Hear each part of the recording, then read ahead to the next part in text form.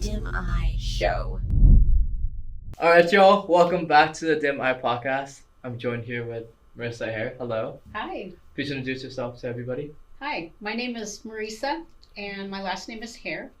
And I am a teacher. I've been teaching for about 30 years. I teach history, basically. Mhm. And I know Praneet because he was in my class in middle school. Wow, Yay! yeah. Super fun class. Yeah. So I've been teaching at my current job for about 20 years.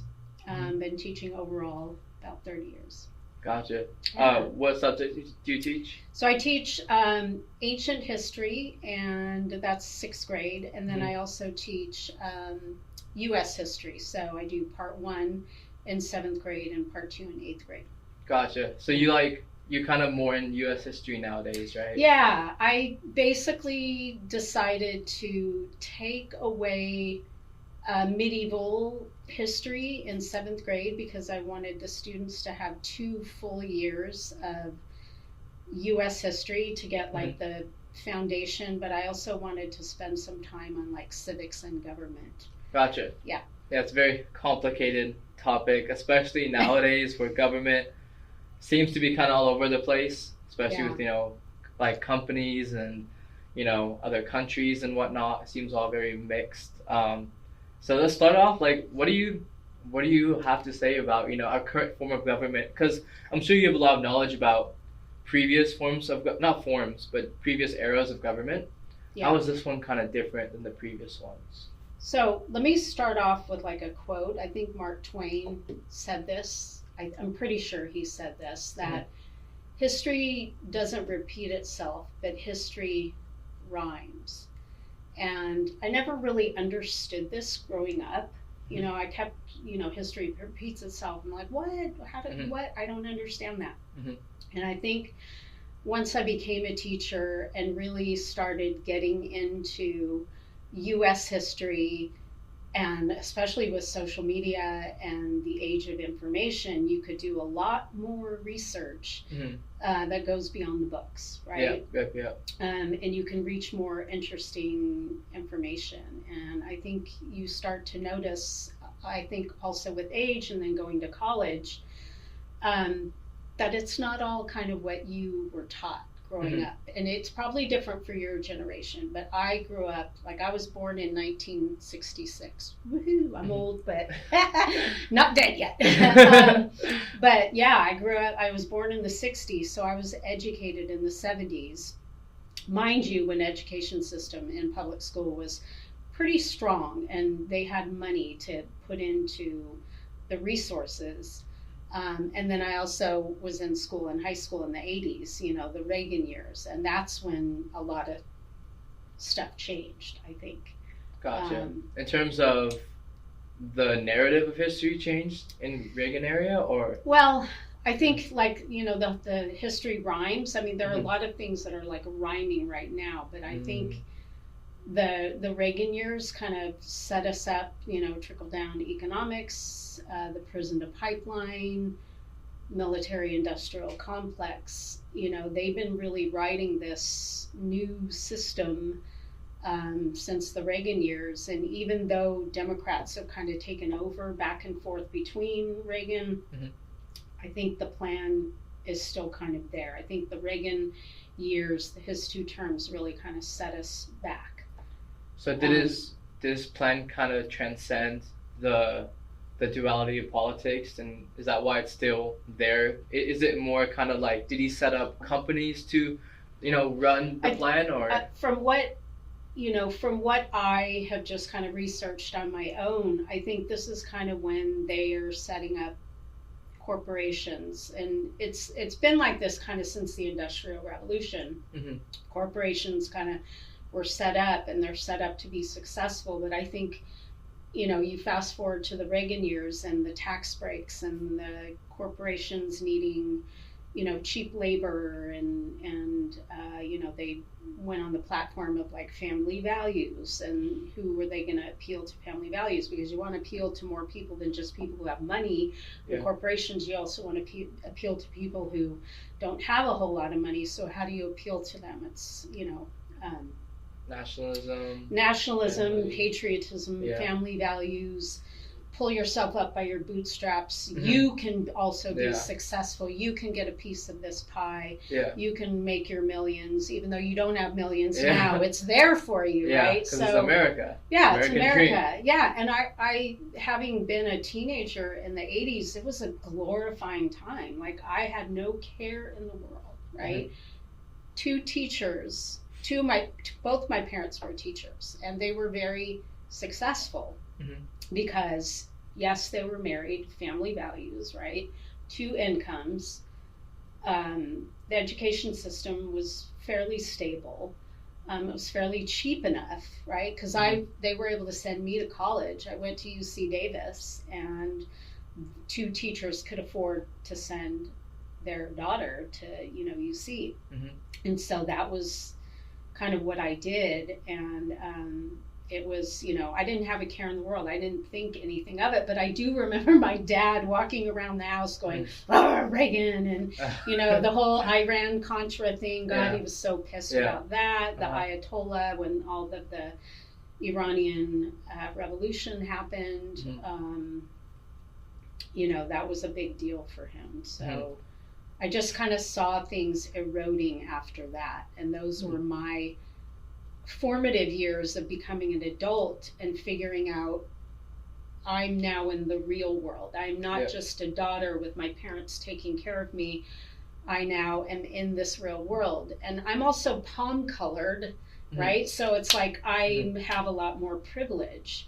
And I think the more you start to research and delve into like the reality of things, if they're not happening to you, someone. Do I care? Of course I care.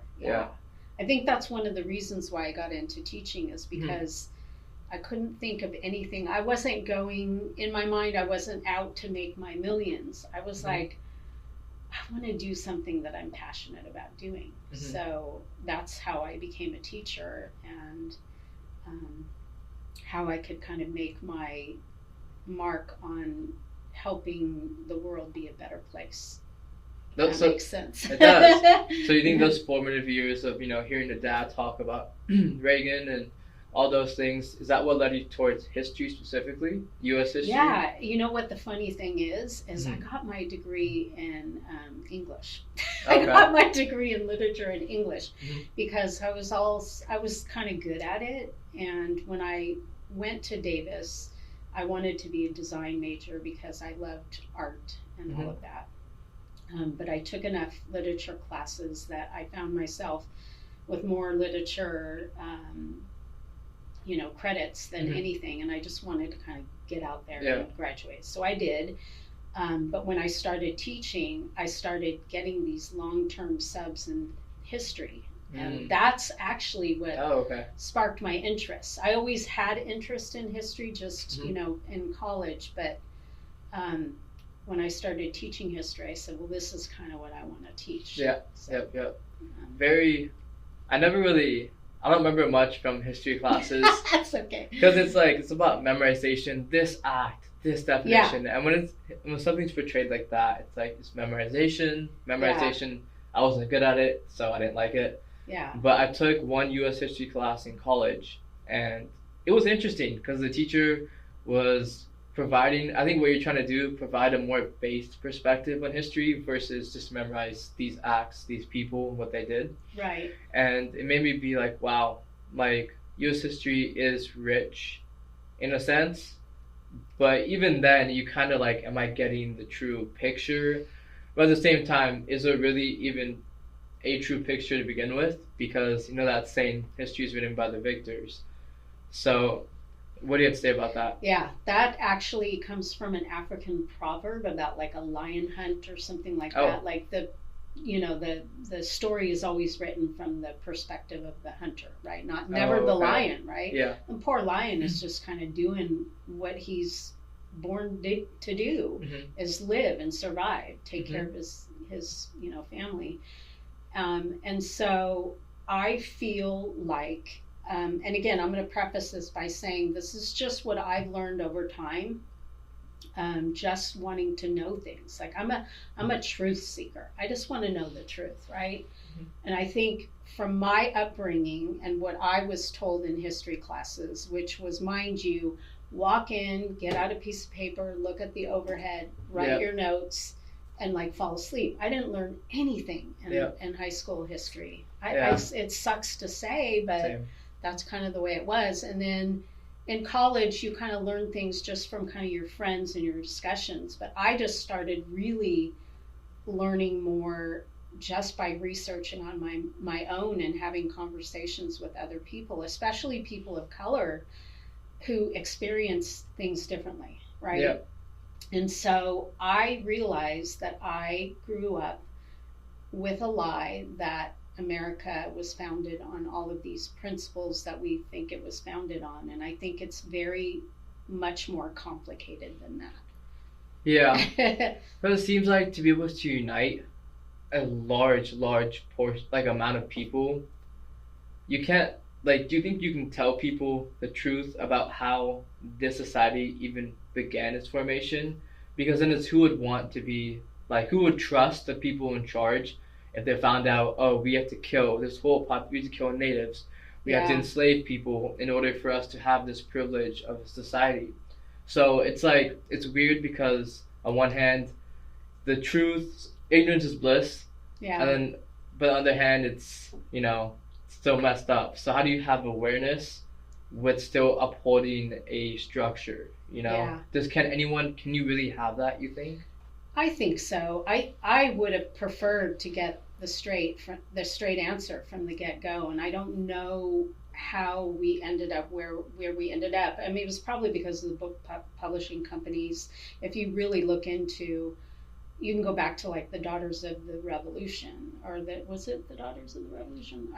I think it was the Daughters of the Revolution. They had a big part in spending their money on writing school books for school kids. And what is the Daughters of the Revolution? I think it's the Daughters of the Revolution, what is or that? the Daughters of the Confederation. I am so sorry. Okay. I can find out later, but it was after the Civil War, right? Mm-hmm. And the South wanted to make sure that their loss wasn't in vain, and so they pushed that whole narrative on the lost cause, and we fought nobly, and yada yada yada yada, and then, you know, they erected all those statues way after, you know, the end of the Civil War. Not, you know, and they claimed it was for history and memory and the Confederate flags. They were a bunch of women that had a lot of money in their group, right? These were wealthy Southern plantation owners, and they pulled their money together, and they made sure that the lost cause went into the history books. So when they went to these book fairs, me as a teacher, or any teacher could go and pick their books for their educational institution, and you're just getting stuff, and lo and behold, they had put their narrative in these school books, and even made it out to non-Southern towns, right? This infiltrated into the North. You know, even the lost cause was in my history books in the 70s and 80s. Is it still? I don't think so, but I'm sure there are schools that do teach that. Is the lost cause kind of like just what the South stood for? Yeah, they basically wanted to let everybody know that it was, you know, they fought nobly to retain their way of life and their system, and that they were noble and, you know, good for the country, and you know, as in like slaves are good for the country. That was their. I mean, they really wanted to keep slavery. I mean, that's really what made them the money. Free labor made them wealthy, and that wealth stayed in families for generations. So they were going to fight to keep the system, right? So I think kind of growing up, not really knowing the truth, I would have preferred the truth, but I eventually got there. Unfortunately, you know, I've been teaching for 30 years. In my heart and soul, I am a compassionate and empathetic person, but I'm also fallible, and I kind of wonder what things did I teach that was whitewashed, right? So I really, when I changed my curriculum, my intention was to give kids 2 full in-depth years of U.S. history where I could go into the Constitution and we could talk about it. And we can go over, Supreme Court cases. Okay, I want to talk about that. Yeah. First, I want to ask you a question. Yeah. Okay. It's a question I ask every guest, just so you know. Something I personally want to know. What do you believe to be the strongest or most influential force in the world or reality? That's a really good question. I don't know if this is a force or if it's just kind of a process. Okay. But I think what happens is in someone's lifetime, you experience the trauma of life. And I don't mean to say like, oh, I'm like this sad sack. Like, I love my life. I'm happy. I, love what I do, and there are ups and downs. But I think when you get to a point in your life where you process the things that have happened in your life, whether it be, okay, your parents try to do their best, but they may have done a few things here and there where you're like, you just kind of process your upbringing. And my parents were wonderful people. But I also think society as well, right? Yeah. Being a woman, and having all of those things put on you as a woman, and then the reality of the world. Once you find out the reality of the world, you have to process your trauma, and you have to get over that in order to be a person in life that can give love, give compassion, and give empathy, which we're lacking here in this world, literally. Definitely. And you don't fall on your triggers anymore, right? So if you're having a conversation with somebody, you can have a deep conversation and not agree because that person has processed their trauma. Yeah. Does that make sense? 100%. Okay. And at some point you find some spirituality, I think. Yes, agreed.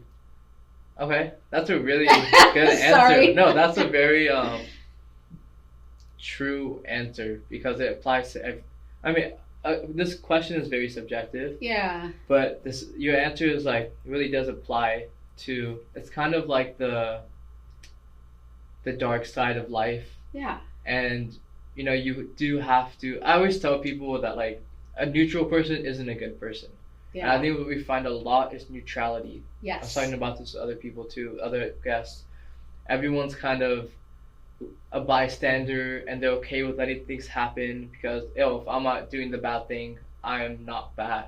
Right. But I disagree. If you're looking at a bad thing happen and you don't do anything, you're aiding the badness by not stopping it because badness stops with each individual person taking the responsibility of not letting evil, creep into the world, right? Yep. It's kind of what you're saying. To be able to fight evil, you need to be able to first fight your inner evil first. Yeah. Otherwise, you're not going to be an influential person in the world, in my opinion. And society is trying to distract you from doing that by giving you toxic things to focus on and indulge in, and spreading a lot of information about evil and kind of making it normalized. Yeah. Especially with media too, like with news, with TV, with movies. Yeah. All these things that normalize evil in the world. Yeah. And so. That was a really good answer. Honestly, your answer is my favorite one I've received. Yeah. Another way to explain it is kind of like people call it like the ego death. Yeah. Right? A lot of times our ego kind of gets in the way, but we do need our egos. Yeah. Like it's not a death like the ego goes away and a good riddance, you're gone, because you kind of do need that ego for other things. But I think if you're conscious about doing your trauma work, they call it shadow work. Yeah. Like Jung? Yeah, like Jung, totally. Like you. So, it's a little bit like an ego death. If people can kind of go down that path a little bit, they're going to understand life a little more. 100%. Yeah. 100%. So, guys, don't get distracted. That's the one innate power you have is to be able to take control of yourself. Yeah. And the world is going to try to prevent that from happening because that's what the point of control and manipulation is. Yeah. Especially with now our government, where it's this type of social manipulation that hasn't, it's been seen before with presidents, that kind of charm that they have. Yeah. But with Trump, it's very this type of social manipulation where it's comedy, it's relatableness, it's patriotism, all kind of meshed in. It's wittiness, all that stuff. With his, he went on a podcast tour before the election, and people say it was a very big, had a very big impact on the youth voting, voting for him, because he is able to hold a conversation well. He's funny. He's all that stuff that attracts young people. It's like, oh, he'd be cool to hang out with. That's the type of thing that gets to the young generation. It's this type of, because we're all tapped into social media all the time, right? You see companies, brands, people trying to relate to that world more in order to further their, it's kind of like, further their connection with people, So he's doing that really well, honestly. But now it's like, obviously he's already won, so he doesn't have to do it as much, because he got what he wanted already. So do you want to talk a little bit about Trump and, the things that kind of, I know he's been doing a lot of things that are deemed unconstitutional, right? Can you talk a little bit about that? Yeah. It's good to hear from your perspective, the social media side, because I guess if you do clips of social media, you could really make him look good. Yeah.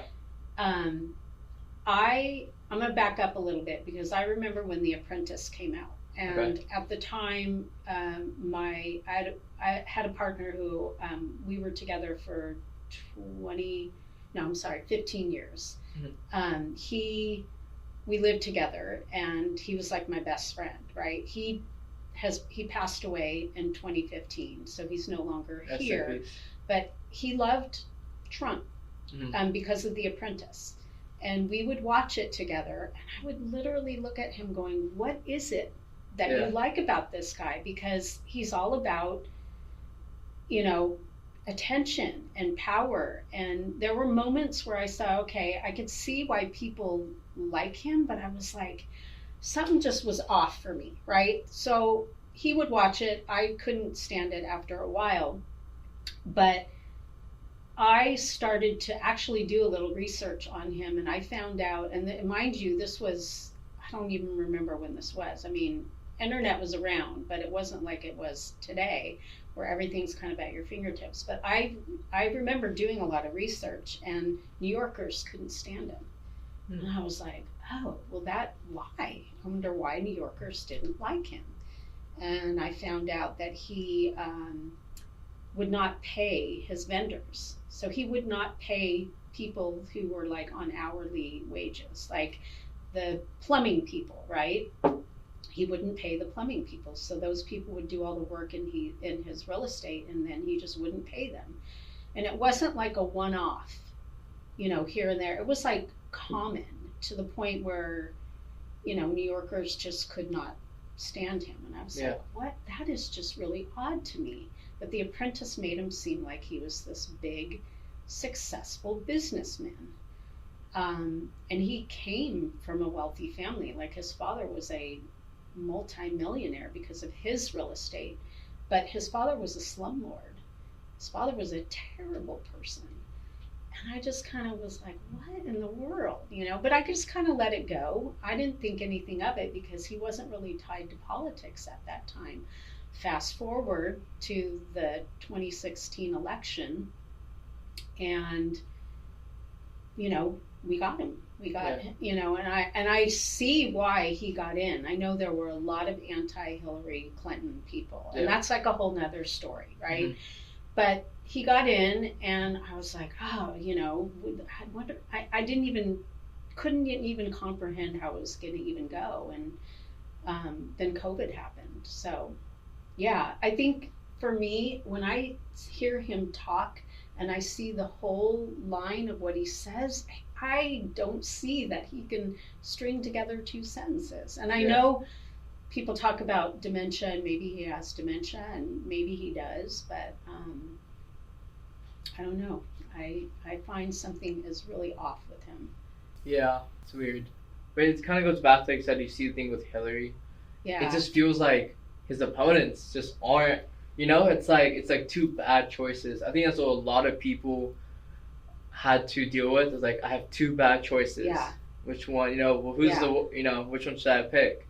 And I don't know. Maybe this is a fringe belief, but I believe that both Democrat and Republican are controlled by the same people, and it's just a game that's played to give people the illusion of choice, which is all people need in order to feel like they're they can impact society. Yeah. So, personally, I think it was set up, especially with Biden, for him to win because people didn't like Biden that much, with all the memes and whatnot. Yeah. So I don't know. Like, as a history teacher, do you think that Democrat and Republican terms really have real change within them? Do you think they really push their agenda for Democrat and then a Republican thing, or do you kind of feel like it's kind of all similar for presidencies? So what we're experiencing right now, and forgive my language, the shit show that we're in right now, it is so nuts to me that I actually believe that the Republicans and the Democrats are on the same side of the coin. I think they're the same entity in the that once they're in, these long-term, long-career Democrats and Republicans, they've been in for so long, they may have started off, with the right knowledge and the right determination and end goal, which is for the people.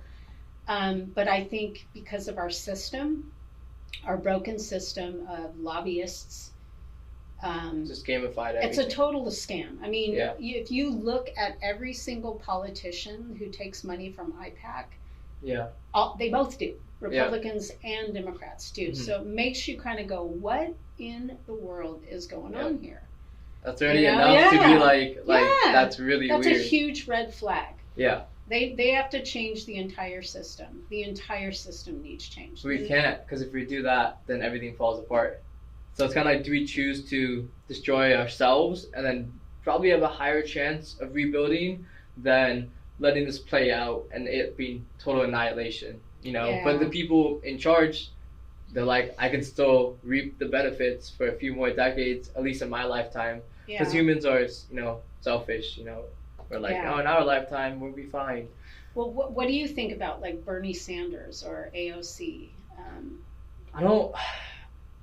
Honestly, I've kind of been out of super politics since 2016 because I realized the thing I just told you, I was like, what's the point about me stressing? I can't even do anything, and I chose to be let me focus on myself, become the best person I can, and then when I'm ready to be able to enact change, which I want to do in some form, then I'll really step into it.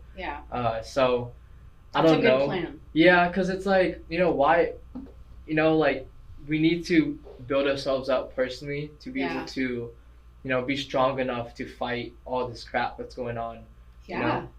With Trump, I truly believe that Trump is just the agent of change. Yeah. Because Trump is someone who, like I said, he has that social power. Mm-hmm. So he's able to manipulate all his followers into being okay with what he's doing by showing his personality first. Yeah. And people would just be like, oh, I love him. It's that so I think the elite are using Trump to make these huge changes because honestly, I don't see anyone else being able to make the changes Trump did without everyone just in complete, raising arms. Yeah. But I think Trump is the only person who could have done the things he did. I think that was their plan all along. Yeah. Yeah. If you look at it from a point of agent of change, for sure. Mm-hmm. I think we're going to see a lot of things come from this because of what's happening. Yeah. I even hear from the spiritual group that people are saying it's a necessary thing that's happening right now, that he has this mission in our nation to kind of take things down. So I don't know. So we could build it back up. I don't know. But it's mind blowing. Yeah. What some of the things that are happening. So. Yeah. No, it is definitely a spiritual war because the people in charge, I think they're evil. Yeah. because they're not putting people's, lives or any care. It's that lack of empathy. Totally. If you look at, I actually think Trump is a puppet. Yeah. I think that, he's in his position doing what he loves and does best, right? Getting attention,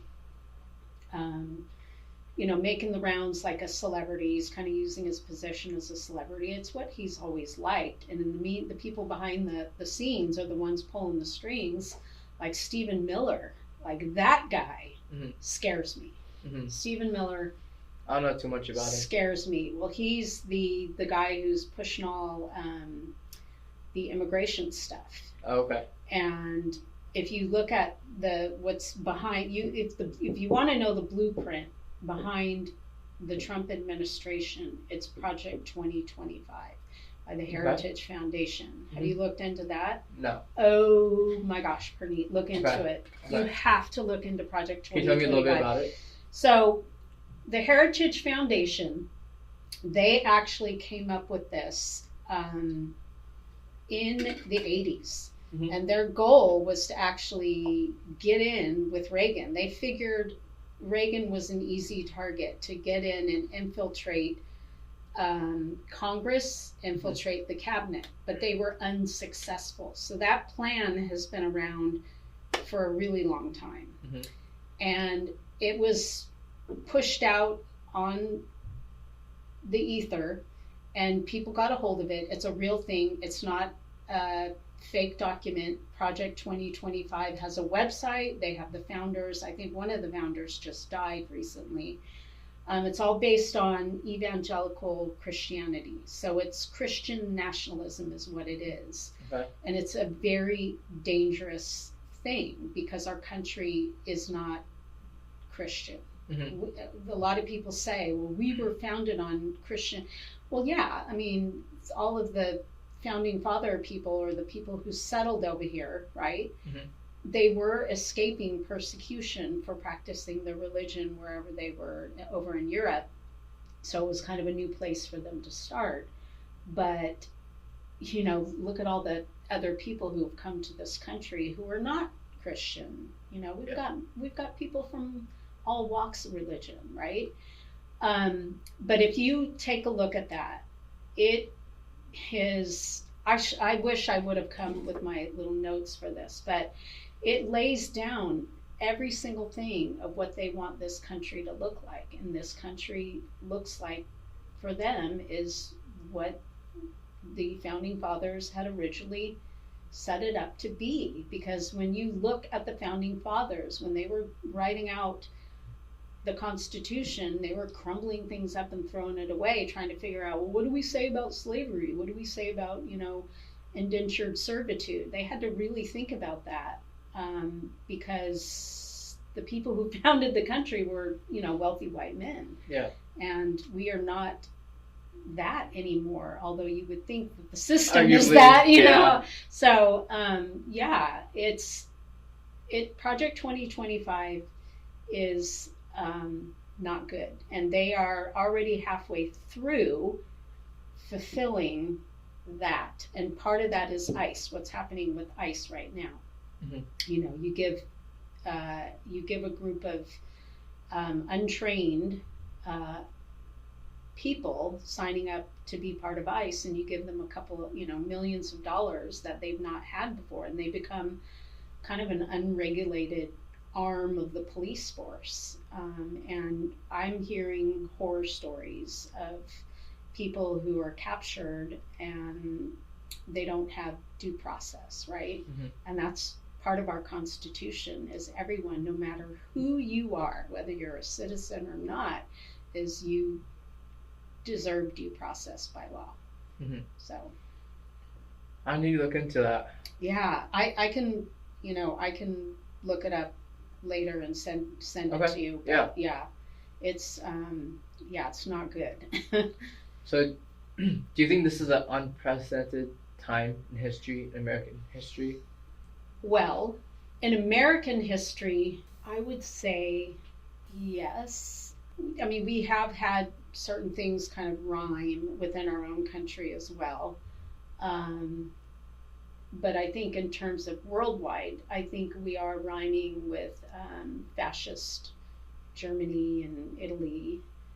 Um, it's that's my personal opinion. I think we are heavily heading into fascism. Why do you think that pattern kind of always happens? Do you think it's impossible to maintain equality? Because as long as, I would say that like our society was probably one of the better attempts at equality compared to the past societies. Like Rome was like, I guess, arguably decent too. Yeah. But most other places just were from the start tyrannies, authoritarian. Yeah. So, but why is it that trend always leads us to that? Just human corruption always finds a way in. That's a really, really good question. I think, and again, this is my personal belief about spirituality. I think our country was founded on a lot of bloodshed, of killing indigenous people, setting up the institution of chattel slavery. And we had the opportunity to sort of apologize for that and repair and move on and better ourselves, like, after the Civil War. And with Reconstruction, that was our window. So we had 7 years, I believe, of Reconstruction where it was looking good, right? We had voted in a bunch of former slaves, African Americans who were formerly enslaved, and we had the Black Caucus, and things were going great. Can you talk a little bit about the Reconstruction? When was it? Yeah, so Reconstruction happened right after the Civil War. Okay. And Abraham Lincoln had his 10% plan where, 10% of the South came in and apologized and, weren't part of local government, and they came in and they said, we're sorry and we're going to do better, yada, yada, yada. They could come in and we're not going to punish them. We're going to quick, easy, repair ourselves. It was kind of like, it was a lose-lose. Nobody really won. Even though the Union won the Civil War, we lost a lot of men, right? A lot of people. Country was destroyed, the South lay in ruins, and Lincoln wanted to bring everybody back quickly, right? So that was his plan. Yeah. He was assassinated for that. Yeah. And Johnson had to take over, and Johnson was kind of he just caved. He caved to the demands of former, wealthy plantation owners who used to be part of legislation. And, it for 7 years, I think it was kind of they were getting there. It was rough. There were people who, former Confederates who were unhappy about it. They were trying to figure out what they wanted to do. And for 7 years, they really saw like, oh shit, this country really is going to bring equality on the table for Black folks and other Americans. And that really ticked them off. I think the thing that really pushed them over the edge was the right to vote.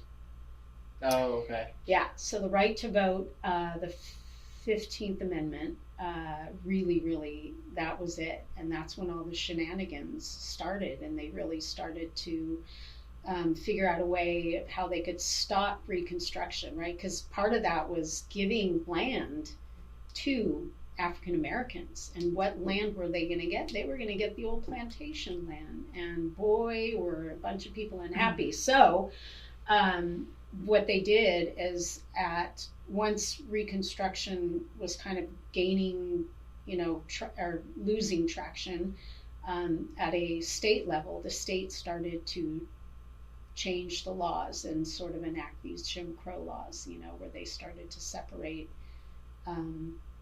resources, right? So, whites only here, blacks only here, right? And then lynchings.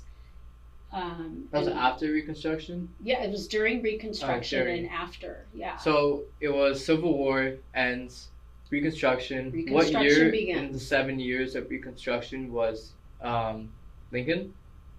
Lincoln Killed? was killed at the end of the war in 1865. So the first year or two of Reconstruction, he was killed? He was killed. Mm. Yeah, he died not very long after Lee surrendered at Appomattox Courthouse. And Okay. so once his plan was out there and Congress was debating like what to do,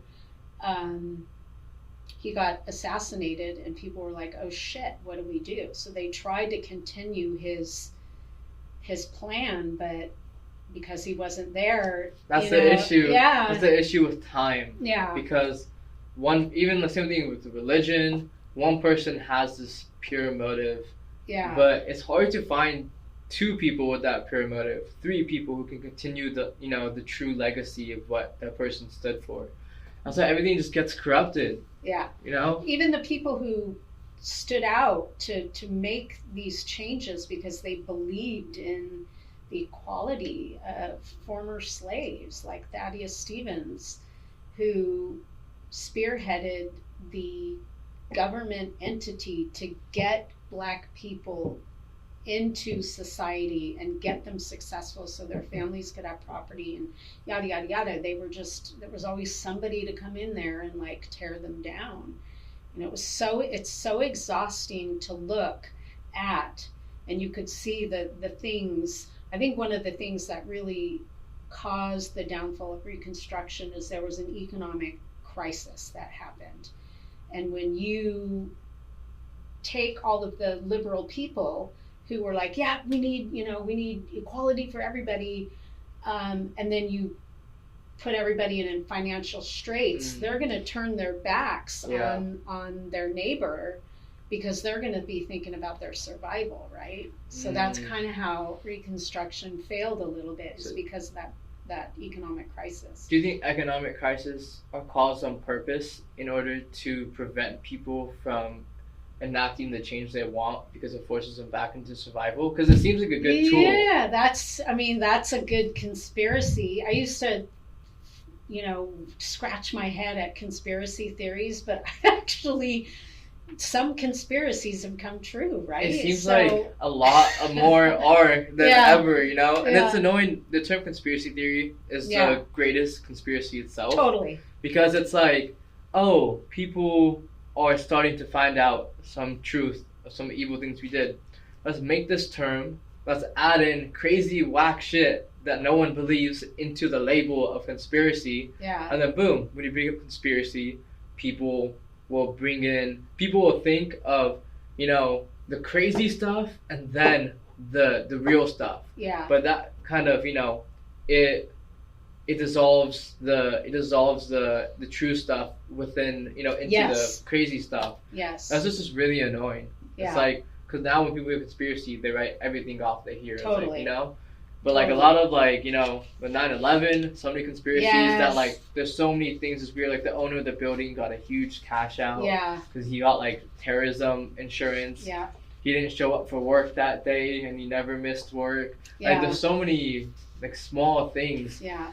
That it's just like, wow. Do you want to talk a little bit about conspiracy? Sure. Okay, so I have a few written down. Just talk about whichever ones that most intrigue you. Yeah. There's Watergate, which is Nixon, Iran-Contra, Reagan, Operation Mockingbird, which is Cold War propaganda. Yeah. Operation Paperclip, which is the Nazi coming into NASA, us obtaining scientists. Yeah. mkultra, mind control with hallucinogenic substances.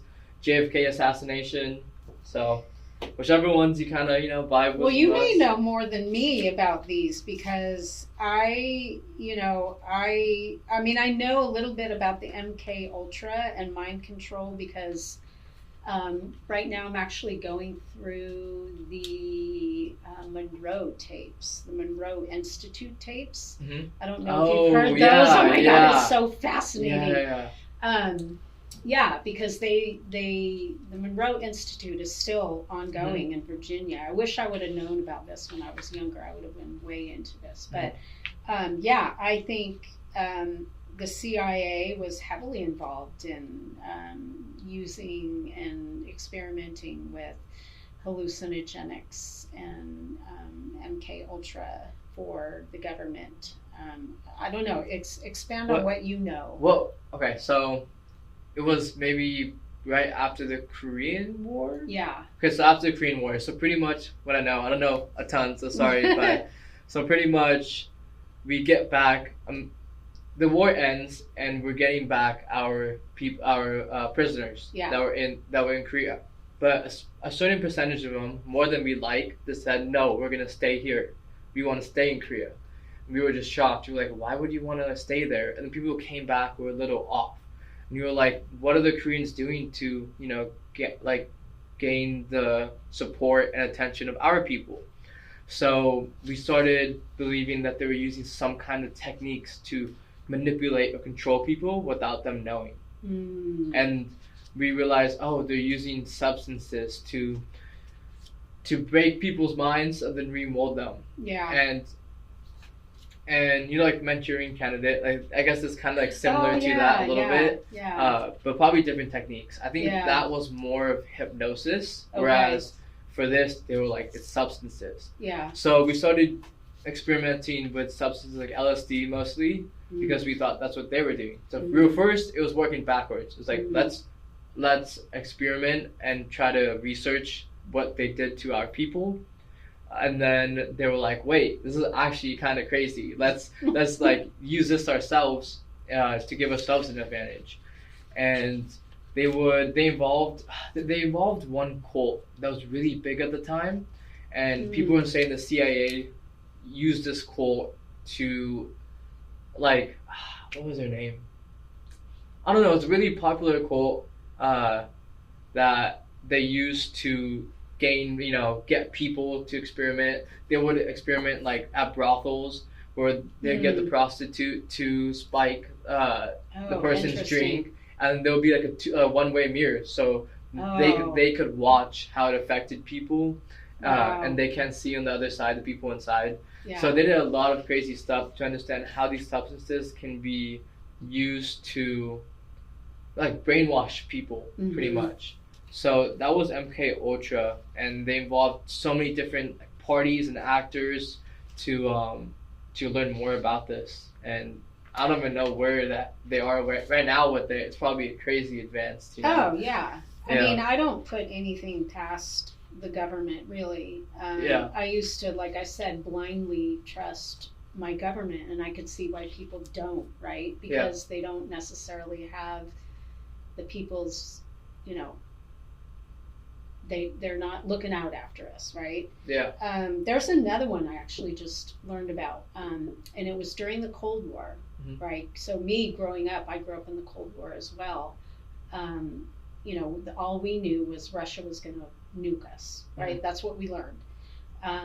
Had no concept of why, didn't know the backstory.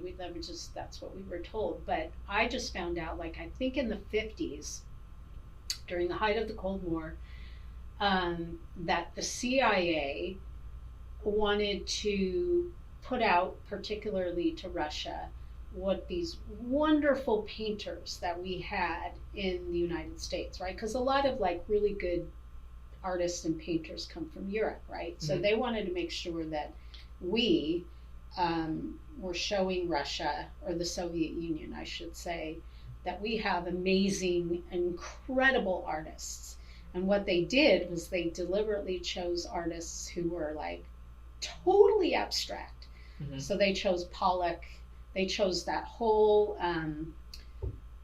movement, right? So they handpicked, of course, they were all men, male artists, and and if you look at a Jackson Pollock painting, it was right. It was kind of like the new thing, and people didn't quite know how to react to that painting, so they kind of pushed all of that out there to say, hey, we're America, look at all these incredible things we're doing, we're thinking abstractly, to kind of shove it into the Soviets' face, like, be jealous of us, look what we got, there's maybe something here to that. But I didn't realize that the CIA did that. Like, why would they have any interest in using art? Well, they did it to use as propaganda as, we're doing great here in the art world.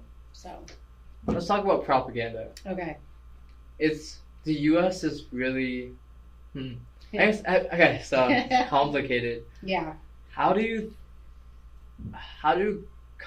countries begin to build their image to their own citizens? And like what's the process of building an image? Like for example, America, freedom, God first. We're gonna fight all the evil and tyranny in the world to provide them freedom. Like how did that image start to get created?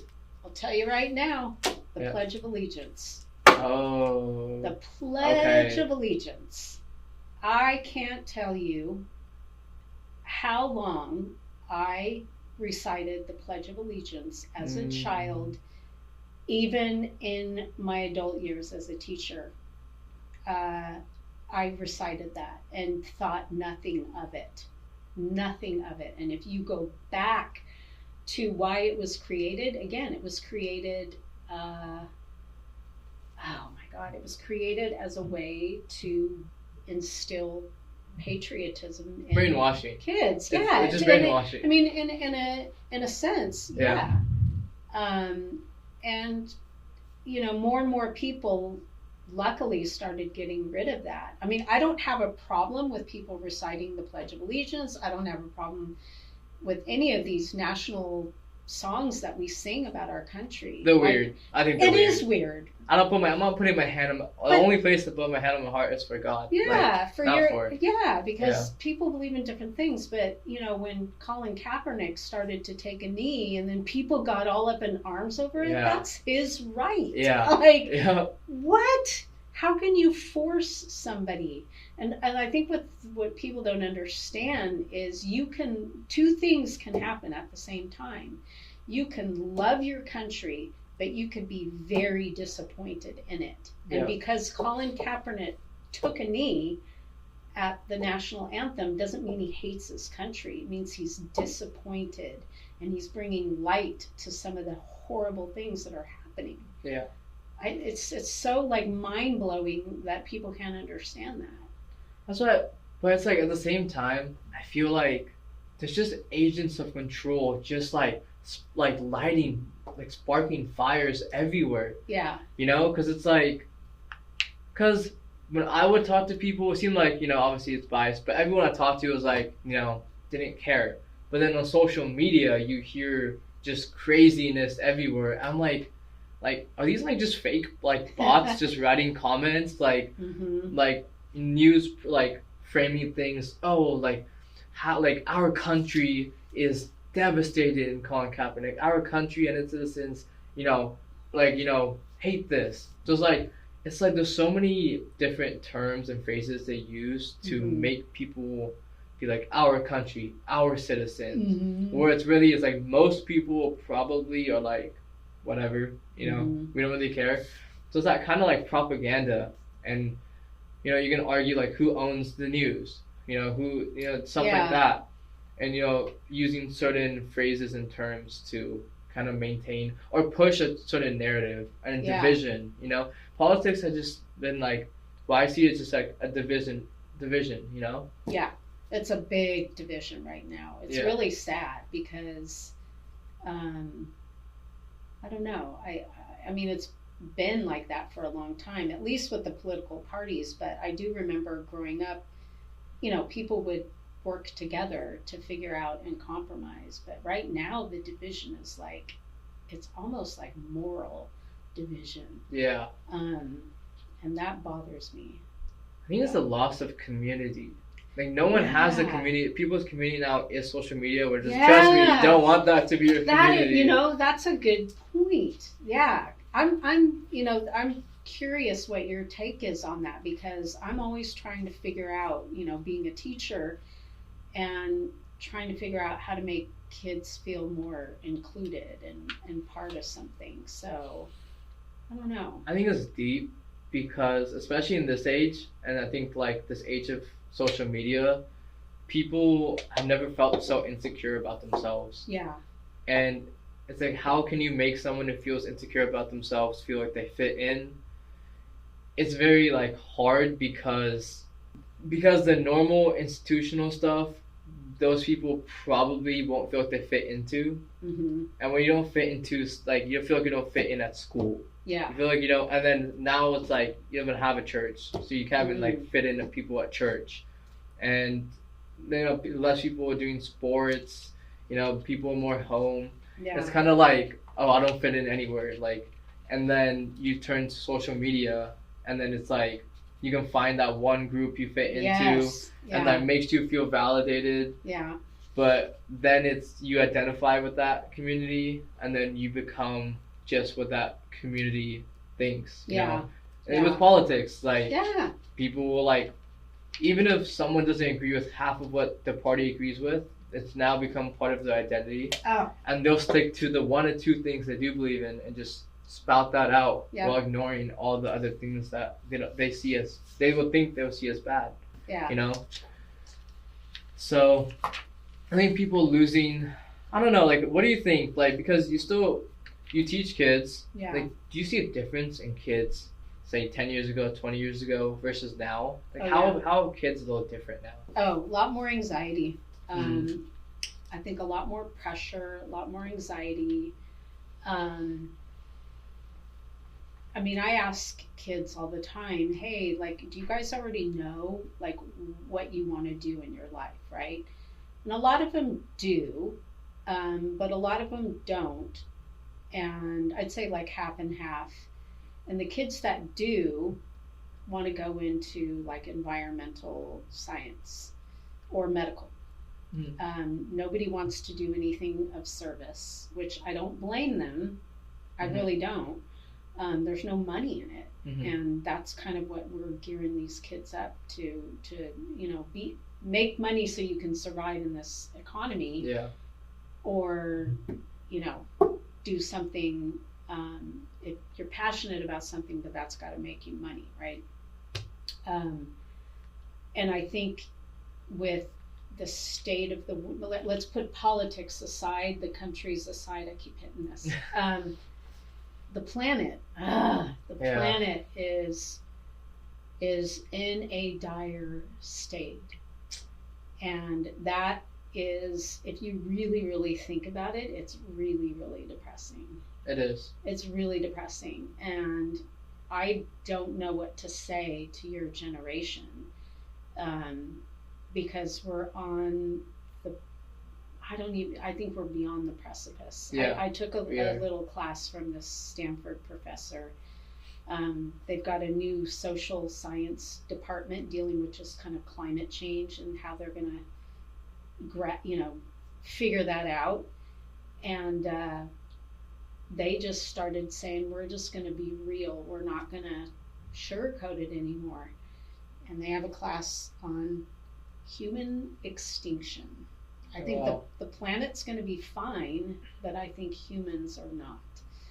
And that's the question is, and there are already kids that are like worried about that. You know, I worry about it. And I'm like, I don't think I'm going to be here till the end. And I don't have kids. So, but I have my niece and nephew to worry about too. So, no. It's so annoying how it's become politicized. It's annoying how every issue becomes politicized because it takes away from real, the real work that needs in order to fix things. Because then it's like, oh, one party believes it's real, one party believes it's not. Yeah. You know? So then people who identify with the party that doesn't believe it, now they also don't care about it anymore because, I'm a Republican, like, we don't care about it. It's climate change is fake, you know? And it's like, so the argument, I think, at least, for climate change being fake is that the world goes through natural cooling and warming periods. You know, the last cooling period was the Ice Age. Ever since then, it's been naturally warming. But then the argument for it is that humans have exacerbated that change, and we're making it like happen faster than should be for. Like you said, I think the world would be fine because it always returns to equilibrium eventually. But it's tough. It's the issue I think about too because it's kind of like, because it's the atmosphere helps us, but it's also right now it's detrimental because things are trapped. It's only trapped. It's a closed system.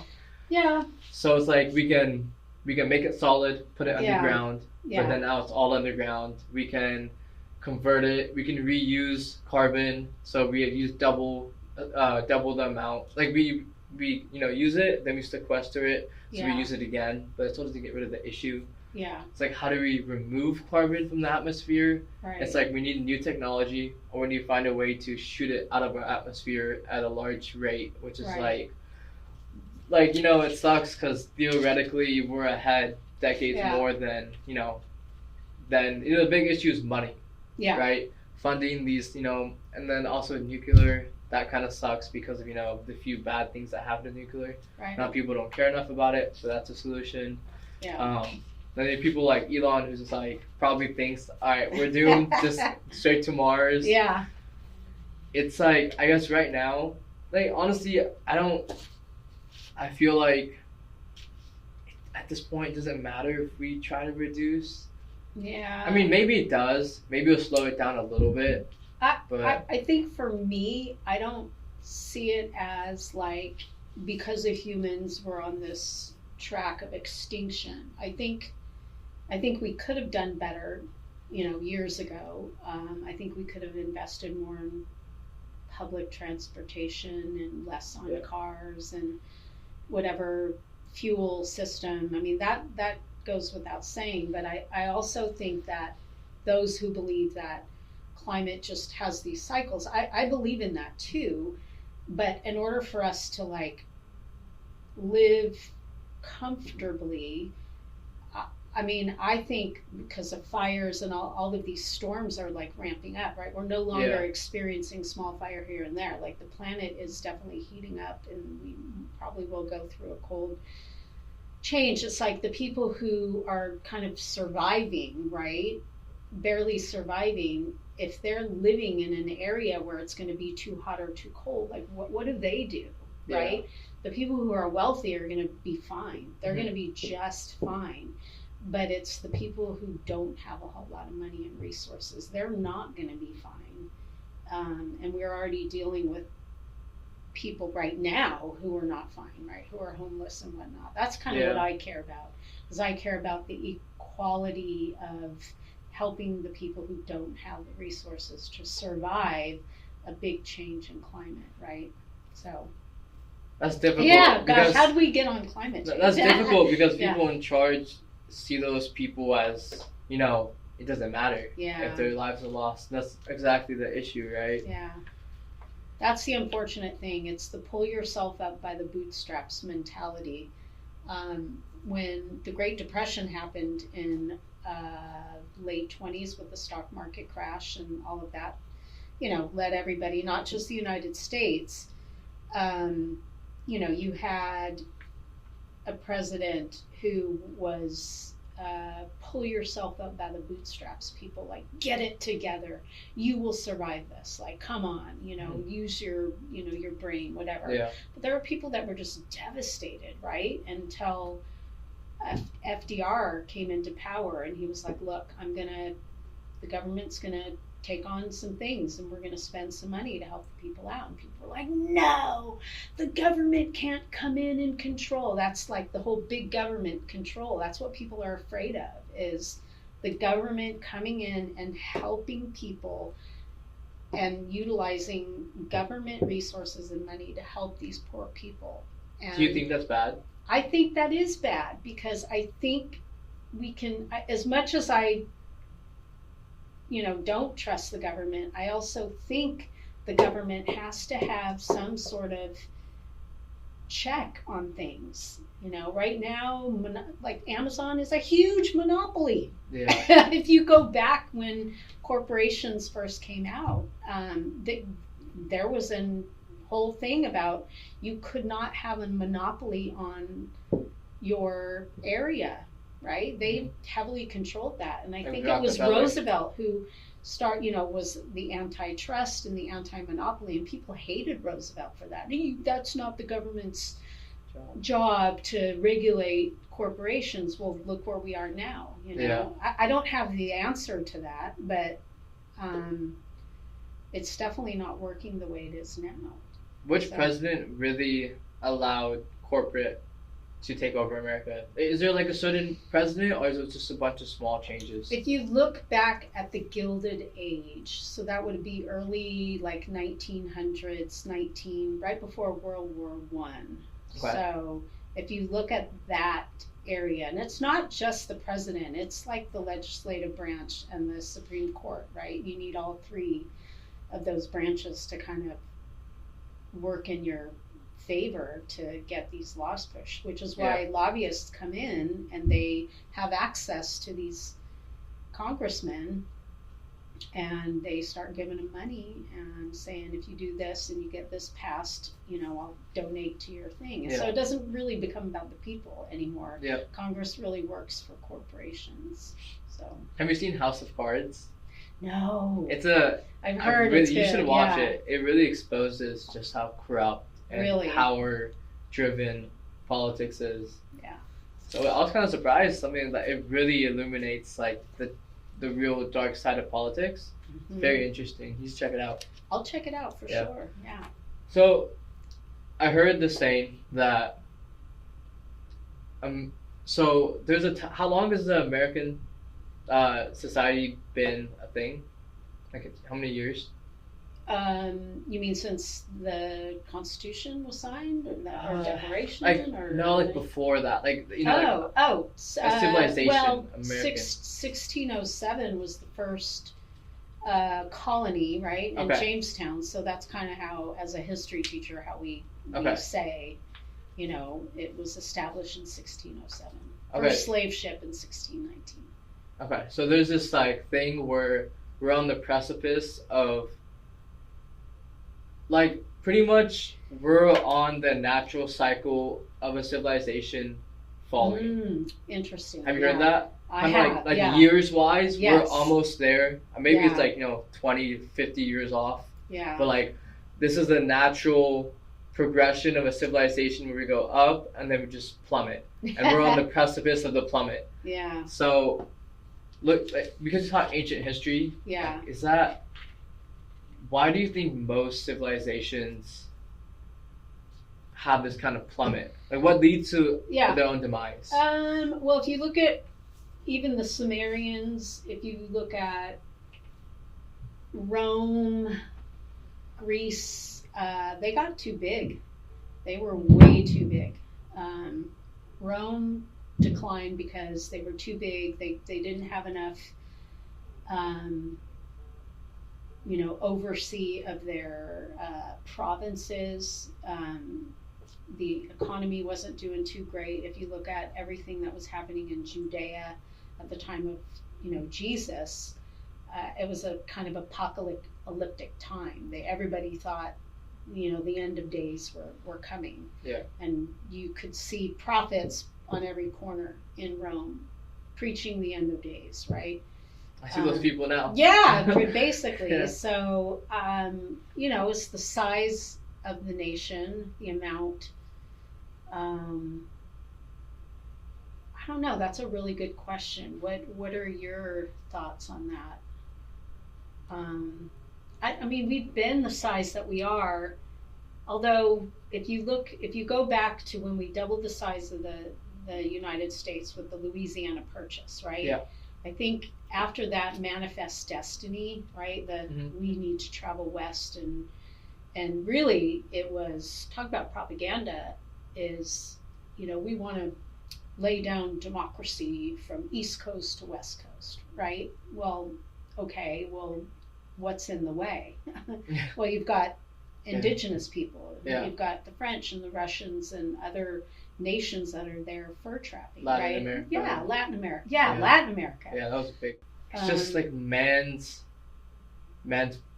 hunger for power is going to be its demise. Yeah, I think also, I think if you look at like what we're fighting over as well, we're still fighting over resources. And I think the fact that we've out-resourced ourselves, like we don't even make anything here anymore. Yeah, right? We're just service country. Yeah, we're a service country, and in order to make these beautiful things that we can't do without, we're taking down another country for these. The Congo is a disaster right now. Yeah. It's horrible what's happening in the Congo. I say like we said like we do it for resources. At first I disagreed with you. Okay. Because I was like, we're doing it for power. Because the people at the top already have all the resources they need. I feel like it's just a power game for them. That's why I keep wondering, it's like, what do these people want? Mm-hmm. Like, do they, because it's like, they don't care about another $1 million, you know? Right. Or like, so I feel like when you do get to that stage of that game in life, it's just like, it has to be so power, like, driven, because we know the hunger for power is limitless. Yeah. But I just wonder, like, how they think. Because when you can, like, start a war over oil or, take a place over for its ores, it's kind of, what's going on in your mind? It's like, oh, this will gain plus 10 points for my country, minus 10 points for their country. I wonder if they think about it just in, like, a world stage, a world game, where they represent this one team, and the point is for their team to become the biggest team. Like that, the thought process must be so different than people's, where we're playing the lower game of survival, and it's just such a different game, and it's like, it's just kind of weird to think about how so little people have so much control and power over how the country goes and how the world goes too.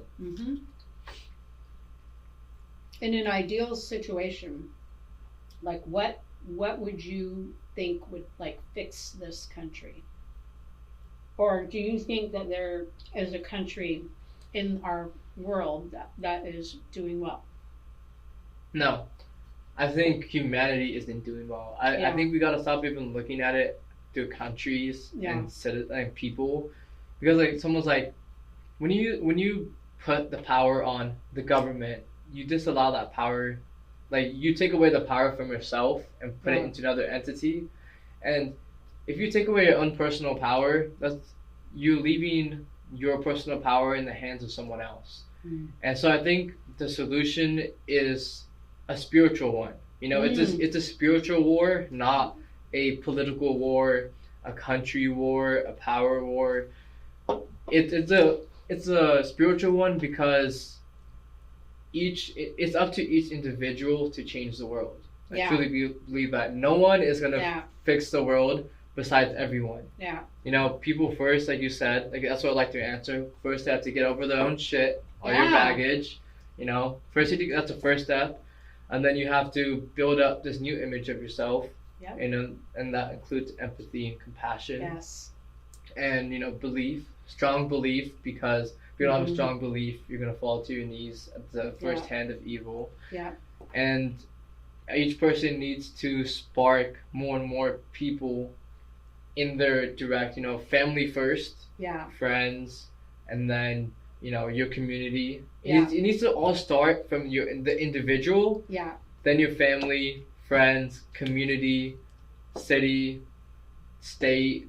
It has to start from small. That's really good, Perneet. I like that. Can you imagine, like, what could be solved if everybody did that? Like, if everybody went on a retreat and got those things done, like, really dug deep within it takes time, though. I know it does. But I know you meaning, like, just escape from, because the thing is, people don't have the luxury to be able to do that because they're in survival mode. I had the luxury of not having to be in survival mode. Because my family came here and did well. So I had the luxury to be able to, work through my stuff and try to become a better person, a new person, not a person just who not a person of someone that just things happen to, but someone who got over that and is starting to try to make things happen myself. People don't have that luxury, and I think it's that way on purpose, because if everyone had that luxury, then it's much harder to control people if people believed in their own self.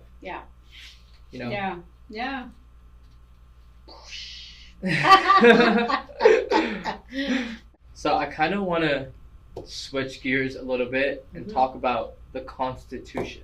Ooh. Yeah, because Yeah. it seems, at least honestly for me as well, this is just like a thing that we learned about in class that had a bunch of different things within it, and like I maybe remember like one or two things about it.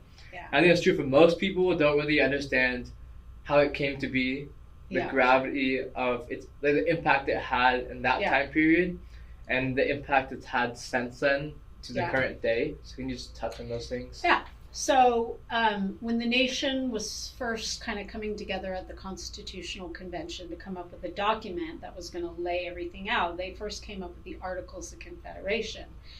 And they were like, okay, let's see how this goes. And then post-Revolutionary War, they had to figure out how they were going to pay for that. So they started, doing what they do best, and that's setting taxes, to the people. And they were like, well, we don't want to like piss everybody off again with high taxes. But one of the groups that were hit hard were the farmers, and they were not doing well. So a group of farmers under kind of the leadership of Shays was the guy's name, Shays. Yeah, Shays. They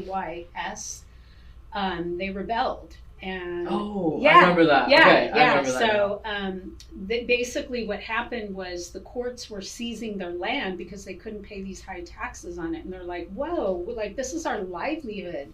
Like literally from the get-go, you guys are going to like mess us up. So they rebelled, and they, got together at the courthouses, and they were shutting down the collection of the property.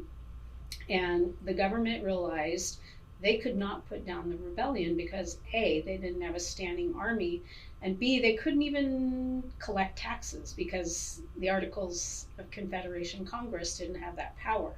So back they went to rewrite. They thought they were just going to add a few things to the Articles of Confederation, but they came up with a whole new thing, the Constitution. And what they did was they laid it out, the three branches, all the compromises that they had, and it really wasn't popular. And with all of the state legislations, they weren't going to pass it. It wasn't going to be ratified.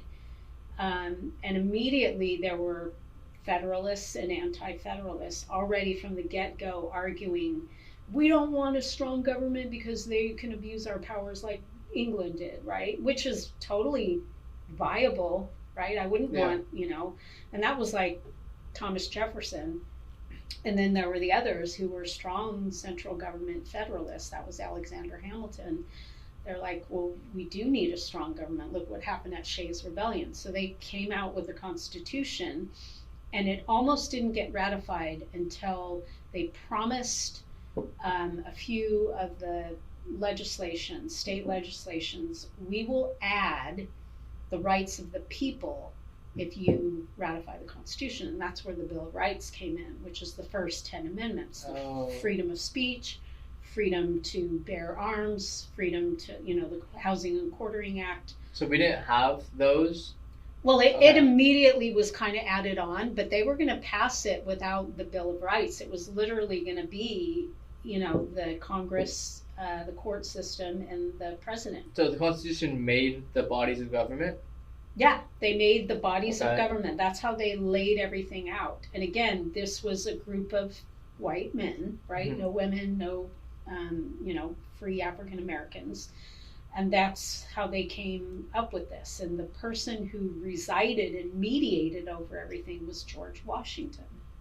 He was there to kind of make sure that everybody was in line, right? Because they were arguing back and forth and back and forth. And he was kind of like a commander president? He was the first president that they came up with after the Constitutional Convention met several times, and they came up with the Constitution, and it was finally ratified. They were then like, we need an executive, and who's that going to be? And that's when they voted for unanimously for Washington. But that the way they chose the president and the vice president back then, it was totally different than what they do now. and that went through several changes as well. So lo and behold, the Constitution was produced. It had the first 10 amendments, and one of the amendments of the first 10 amendments in the Bill of Rights was how the Constitution can change with the times, right? So what I like to do when I teach my students is I tell my students it's a living document, right? It can be changed throughout times. So when I first started teaching, I was like, oh, this is great. The Constitution can be changed during times. Well, look at where we are now. And everything about this current administration is completely fucking up the Constitution, and nobody is checking the president, the executive or congressional group, except for the Supreme Court, and even the Supreme Court is a little shady right now. Yeah. So, yeah, I mean, the Constitution, I think, was pretty genius when they first came out with it. You know, they borrowed on a lot of other things from history. As they should. Yeah. You know, they looked to Greece, they looked to John Locke and the Enlightenment movement, and they looked to, you know, the English Bill of Rights, what they passed in 1680 something or rather. But yeah, it looked good, and it did last for a while. I think we have like 27 amendments in our Constitution right now. You know, one abolishing slavery, one giving citizenship to, you know, former slaves and indigenous people, and then the voting rights. So those are like 3 super important amendments. And then what's another really good one? Changing the voting age, you know, to 18. So again, those are like really nice things. Yeah. But I think we're seeing right now in this administration that there's too much elasticity, I think, in the Constitution. And so I want to slow down real quick. Yeah. Because, like, the thing about history is that it's so hard to, like, get the correct timeline of stuff. Yeah. Okay, so you said, right? It's like, it's hard to know, like, Yeah. what happened first, when it happened. Yeah. So first, Articles of Confederation that turned into the Constitution, which the first 10 were Bill of Rights. Mm-hmm. But then the slavery one is like 15th, 16th Amendment? Abolishing slavery was the 13th Amendment. So that was after the Bill of Rights. So, but didn't the Civil War happen before the Constitution? No, that was the Revolutionary War. Yeah, Revolutionary War. We gained our independence from England, right? Okay. So then we were on our own. We no longer like bound by the king, right? Mm-hmm. So we created our Constitution to be a sovereign nation. So we set up a system of like, how are we going to make our laws? Well, we need a body of people to make those laws, and that would be Congress. Mm-hmm. They'll be based on representational democracy. We borrowed that from Greece. And then we'll set up our executive position, which is they're going to sort of head and oversee the laws, right? Because Congress makes the laws, the executive oversees the laws. They can either say this bill is good, this bill is not good, right? And then so they check each other, and then if a law becomes not right, then it goes to the Supreme Court, right? Mm-hmm. So they set all 3 of those bodies up, and it took a lot of back and forth. And once they had that, and a couple of states were like, there's nothing on there that says about the people. And then they're like, okay, well, we're going to add the rights of the people in the first. How long between the Constitution creation and then it was immediate. Okay. They were already kind of like working on that a little bit, so they immediately attached the Bill of Rights, right? And that's the freedom of speech, First Amendment, which has a multitude of things. It also spells out freedom of religion, and it also says you have a freedom of expression, freedom to petition your government, and freedom to, assemble peacefully, right? All of those, and that the government cannot side with any one religion or not. Those are plainly set up. And there are many Supreme Court cases that back up the First Amendment. Second Amendment is the right to bear arms, and a lot of people who love their guns and their freedom, which I don't have a problem with, don't realize that that was in there because at the time we didn't have a standing army. So if you had to protect yourselves, that amendment protected you to grab your gun and shoot and kill or do whatever to protect yourself. That was your Second Amendment right? Gotcha. And then the Third Amendment was, if you remember back before when we were a colony, Britain wanted to send their military over because some of the patriots were getting out of hand and yada yada yada. So do we have army barracks? No, we don't. Mm-hmm. Where are we going to put them? Oh, well, we're going to house them, and you have to house a soldier in your home. Oh yeah, okay. So that they knew. Okay. That was the Third Amendment? Yeah, that was the Third Amendment, that no soldier shall be housed in a private home. Like that was, people knew that they weren't going to do that. Okay.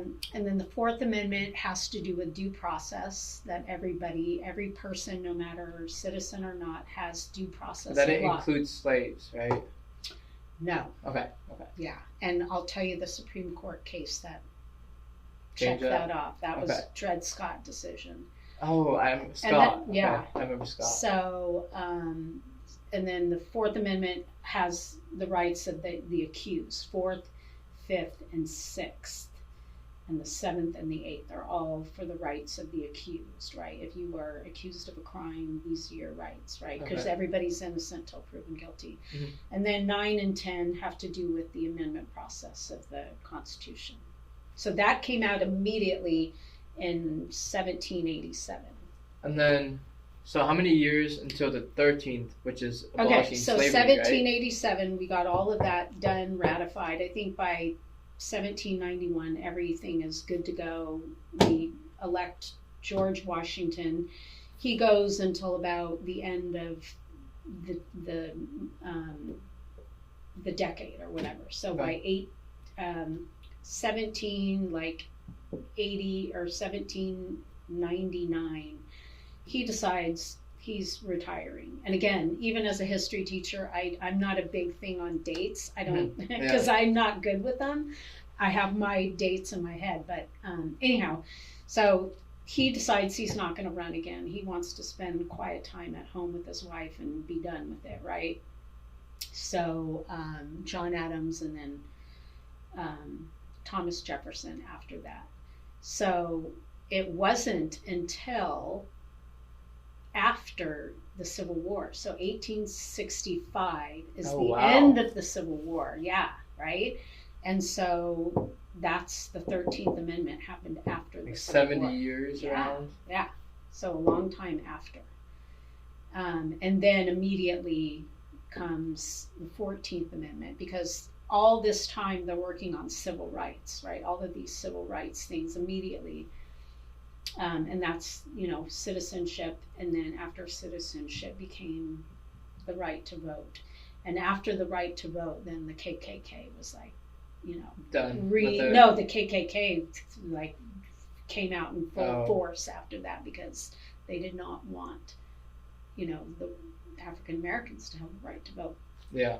So after like that whole fight with the KKK, which the government kind of supported at first, right? Like some part of the government, or? Well, I mean, people in the Ku Klux Klan were from all walks of life. They were sheriffs. They were politicians. They were librarians. They were teachers. They were scientists. Unfortunately, and even after Reconstruction kind of failed and things were kind of moving on, the KKK kind of disappeared for a while. And then Woodrow Wilson was president at the time, and a new technology, movies, came out. And this movie came out that was like blockbuster. It was like all the bells and the whistles. Mm-hmm. It wasn't a talking movie. They call them silent movies, right? And it was propaganda, big time propaganda. It was racist. It was like everything you could imagine. Talk about American propaganda, right? It was called The Birth of a Nation. And Woodrow Wilson was so proud of it. Oh my God, this is going to be the best American movie ever. He held a red carpet viewing of it in the White House. Jeez. And it brought the KKK back in full swing because they were kind of dying out and they came back in full force. So when I hear stuff like that, I'm like, the masterminds at work, yeah, right? Like, yeah. I wonder like who funded it. That's how you get the paper trail. Yeah. But I wonder if you could find the paper. Probably not. I mean, maybe. It goes back. Yeah, you can. There is a founder of the KKK. It goes back to Tennessee, and I can't remember the guy's name. Mm-hmm. But it started in Tennessee. I mean the movie though. Oh, the movie. The founder, the founder of the movie. Oh, I'm sure there were all kinds of backers of that. It'd be a nice deep dive to do. Yeah, right. So when you say that the Constitution's a living document, what do you mean by that specifically? I mean, because it can be changed with time. Like I said, right now we have 27 amendments. And I think one of them is like it changed term limits for the president. It changed voting age. It changed voting in the DC metropolitan area, just little things like that. So they set it up like if anything needed to be changed, you can get your state legislatures to ratify a change based on within their state. Yeah. Or, okay. So what happens is Congress would have to come up with whatever the change is, right? So they come up with the verbiage. And then it goes to state legislatures, and 3/4 of each state legislature has to ratify that in order for it to become an amendment. Okay, so you need 75% of states to say yes to this? Yes. And how much percent of each state has to say yes versus no? This is majority? I think it's a majority, yeah. Okay, yeah. So then you need 75% of 50. Yeah. Okay, and then it becomes amendment. What was the latest amendment? That's a good question. Should I look it up? Yeah. What's the 27th Amendment? Oh, I turned my phone off. Yeah, just look. Yeah. What's the 27th Amendment? Changes in the rate of pay for members of Congress. Oh, whoa. So beneficial. They even brought that up today or yesterday. Uh-huh. Mike Johnson brought up pay for Congress. I mean, it's going to lead to more corruption. Probably at the end of it. But I know Trump wants to change the term limit. How can he do that? Like, he can do it with an amendment, or knowing him, because he's put out a lot of executive orders, and that's when the president can bypass Congress for a bill, right? Because in order to get a bill passed, it's starts in usually the House of Representatives, and then they have committees, right? And the committees shore up what they want to say, then it gets sent over to the Senate votes on it, it goes back to the House, and then it goes on to the president's desk, right? And then the president signs it into a law, or it gets vetoed, right? And if it gets vetoed, it goes back to Congress, and then they decide, hey, is it worth it for us to restructure it, or do we kill it, right? Yeah. So with an executive order, the president can pass a law, but it has to be like of importance, right? And again, who's gonna? So he can bypass like all the parties he needs to get it through an executive order. But then can the Supreme Court shoot it down? Yes. Okay. And it would definitely, that would be a red flag for Supreme Court to shoot down, because when he came into office in January of this year, he put out executive order after executive order. They were coming like, right? It was like Wonder Woman, like people were like, and those of us who were like, oh, okay, we believe in the law, we're like, Supreme Court's going to get this, right? Well, the Supreme Court is, like I said, really compromised right now. So a lot of them did get kind of caught up in Supreme Court, and they did kind of get rid of some of those, but they still can get through to, Supreme Court can kind of push them along. So if a president has control, so presidents in office, they have the office of the presidency. If their party has control of Congress, and then they've appointed and they have control over Supreme Court, that's it. That's the magic for them. That's the power. Yeah. So. Wow. Yeah. So it's like. So you would think that our Constitution would have foresaw that, but here we are. I think it did. I think it tried to with the Second Amendment, because I don't know. I think that was important, and that's why it sucks. Like, I feel like guns being politicized is a huge, middle finger to the point of it. Yeah. Because the point of it was to be able to, if your government starts oppression, yeah, to be able to fight and kill to stop it. Yeah. Right. But because it's become so politicized, guns have been taken away in places, because a small percentage of people with mental health issues, do fucked up shit with it. Yeah. But it's it's crazy because we talk about one thing, then you realize there's 30 other things in this cycle that have caused it to be like this, and it's why are so many things just so wrong in the world that causes this one thing to happen? Right. It's 30 things that were the causes of this one thing to happen. Yeah. So to me it's just wow, this has to be orchestrated to some degree, because I don't think naturally things are supposed to be this confusing and fucked up. Yeah, I agree. And a lot of it comes down to nuance and semantics. And I know we're going to talk about this a little bit later. Those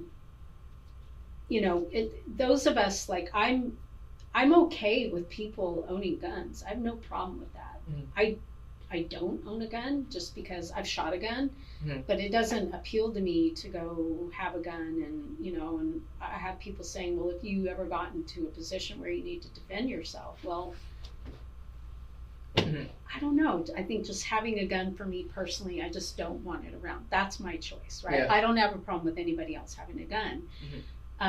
But I think those of us who are concerned about the rate of our gun violence, we just want tighter gun restrictions. I don't think AR-17, AR assault rifles should be in the hands of citizens. I think they should be strictly military. And you hear about these gun shows that people go to, and people are showing off their assault rifles. I don't think that should be part of the. It shouldn't be there. It's tough because it gets into black market, which is very hard to regulate. And I know that the black market's tricky because governments also have their toes within it too. Yeah. So it's kind of they don't want to particularly get rid of it because it's of benefit to them as well. Yeah. So black market's complicated. That's what's called a black market. Yeah. It's literally it's a space where it's kind of dissolves. You look at England and Australia, and they haven't had. You look at their gun violence, and it's so low. I think Australia had one mass shooting years ago, decades ago, and after that they tightened their restrictions, and they don't have issues. Police in England don't even carry guns, and so I know we've not really been that country. I think the way we are now, it'd be hard to go back and kind of confine everything because of where we are now. But what I was going to say about semantics and nuance is, because we have this problem of people what they hear and what they believe is, you can be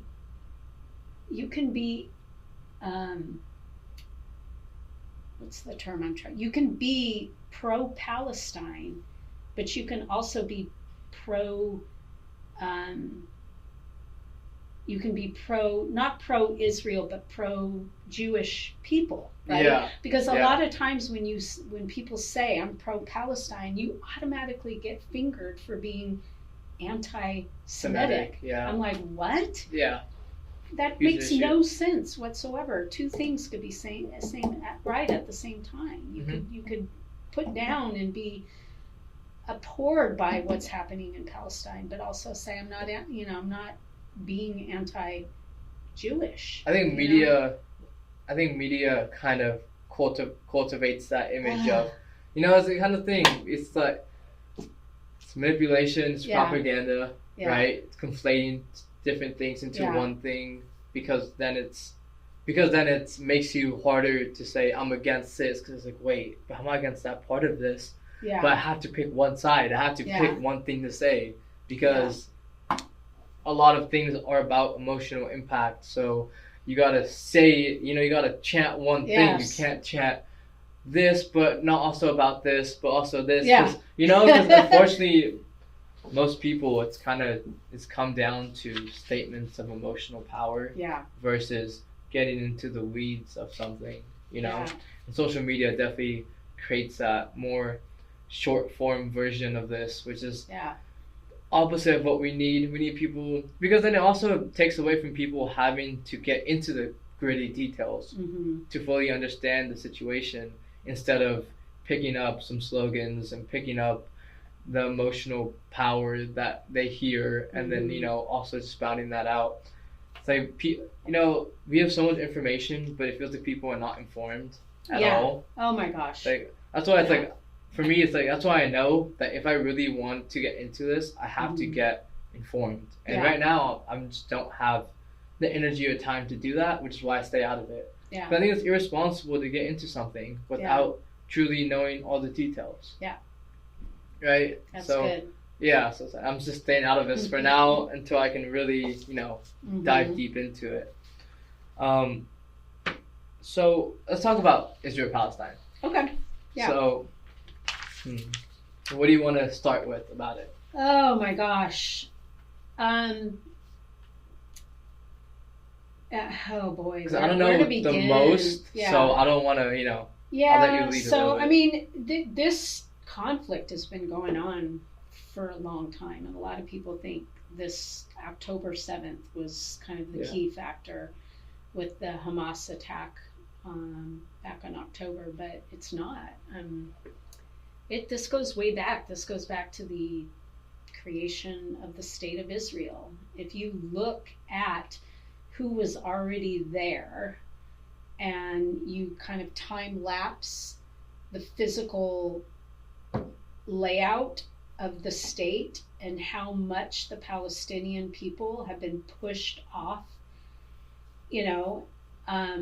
when I was like old enough to kind of understand, I remember the Gaza Strip, and I remember asking my dad all these questions, like, what? Like, they get the Gaza Strip? And when I asked him all these questions about it, and it just didn't seem fair to me.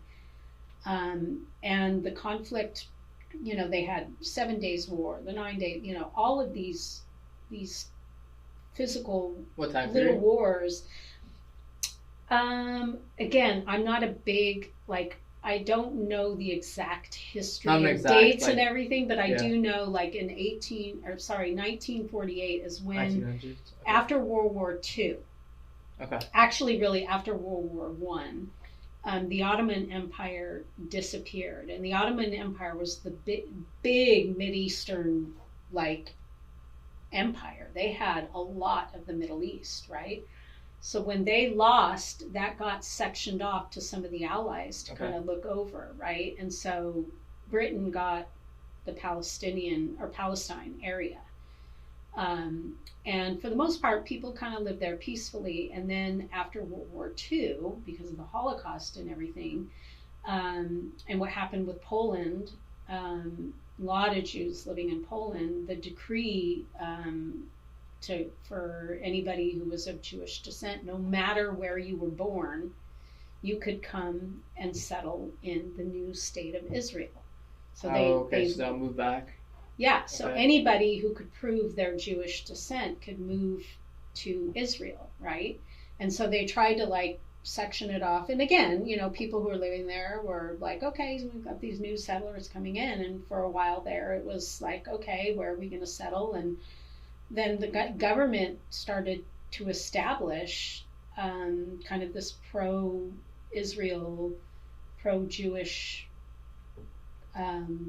policies, and over time you hear stories of people going and settling and just taking over Palestinian people's lands. And again, I don't know the particulars, I don't know like the dates and everything, but between 1948 and now, it's just the way things have happened, the way they've allowed settlers to come in and kind of take over. You could even ask people living in Israel who are Jewish, who are very outspoken about how horrible it is.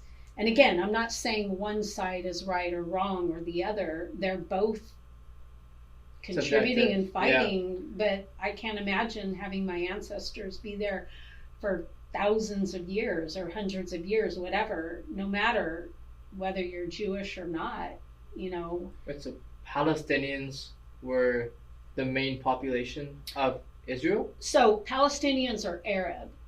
Let's go back a little bit to back during like the first civilizations. I don't know if you remember 6th grade history. Mm-hmm. So the Sumerians lived in like the cradle of civilization, right? Mm-hmm. In what is now Iraq. Okay. So according to scripture, Abraham, the father of the Jewish religion, mm-hmm. he was Sumerian, and he believed in many gods, right? Yeah. So he got a message from this particular God and said, move you and your family to Canaan, and I promise you'll inherit the land. You can raise your kids and yada, yada, yada, mm-hmm. right? So he's like, okay, so that ended up being God, right? The one God. Yeah. And so he settled in Canaan, and then famine hit. They moved to Egypt. So the land has kind of been there for everybody. It hasn't just been Jews who have lived there, mm-hmm. because of the different empires that have come and taken over, right? When they take over, they say it's there. Yeah. It's there. It's always been there. And so it's just really sad that, they're fighting over this land because of... Right, okay, so let me make sure I got this right. So, during World War One, mm-hmm. the Jews all left Israel? No. So World War One is the Ottoman Empire. So the area that is now Israel is under the control of the Ottoman Empire. And the Ottoman Empire used to be known as like the Ottoman Turks. Okay. So that's mostly like Turkey, Saudi Arabia, Syria, Jordan, all of that. So all of the Mideast, mm-hmm. Persia, all of that is the Ottoman Empire. Massive empire. But mm-hmm. again, it got too big, right? So at the end of World War One, because they were against the Allies, so they lost. Mm-hmm. And according to the treaty that was made, they had to give up their land, except for they got kind of Turkey. So now Turkey is Turkey from the old Ottoman Empire. Oh, okay. And then from there, they let the Allies kind of reestablish and overlook and control what countries were going to be formed as a result of that, right? Then Israel happened. So Israel was created after, that's World War One, but Israel's not created until the end of World War II. So World War II happens, and lo and behold, we find out that the Germans have exterminated, 6 million Jews plus other people. And they decide at the time, the Allied powers decide that we're going to create the state of Israel, and we're going to make it, really incredible. We're going to like go on the Old Testament. It's going to be this wonderful thing. And it sounds great. So they say, if you are of Jewish descent, it doesn't matter where you were born, right? Because Poland got decimated and they had the bulk of Jews lived in Poland, right? So they were kind of thinking of that. So they created Israel and people started to come, and people can come still to this day. You can settle in Israel if you are of Jewish descent. What do you mean settle? Like just like Move. what's the process? So it'd be like, instead of like, in order for me to move to France, I have to get a visa, right? I can't just move anywhere in the world because I am a US citizen. That takes a lot of like time, energy, money. You have to prove that you are financially stable. Yeah, you speak the language, that whole thing.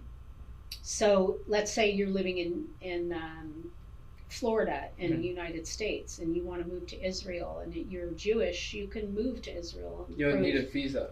No, you can prove. Okay. I don't know how it is today in 2025, but at the time you could, move to Israel if you were of Jewish descent. And so now you have two groups of people. And for the most part, even during the Ottoman Empire, prior to even World War I, those two groups, Jews and Arabs, lived together, side by side, neighbors, totally fine. So the Arabs were already there because of the Ottoman Empire, right? So they were all there.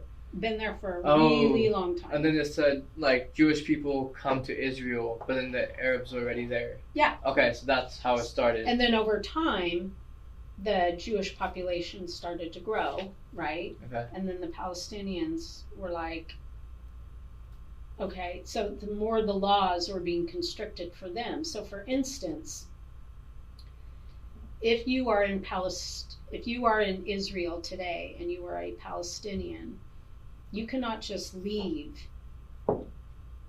Gaza and just go to Jerusalem or into Israel, other parts of Israel. But those are all in Israel, right? Yeah, you cannot. Why not? Because you're Palestinian and you're supposed to be in the Gaza. So the rules and the laws are not the same for Palestinians. So all Palestinians so everyone in the Gaza who are Arabs are called Palestinians? That they refer to themselves as Palestinians. Yes. Why Palestinians? Because Palestine, I believe it's biblical. Okay. But again, I'm not sure. Okay. But it goes way, way back. Okay. I think it even goes back, in ancient times. So Palestinians are just Arabs in the Gaza Strip. Mm-hmm. Okay. Yeah, who their ancestors have lived there long before World War I. So outside the Gaza Strip, people call themselves something else, not Palestinians. So, if you live in Israel, you are.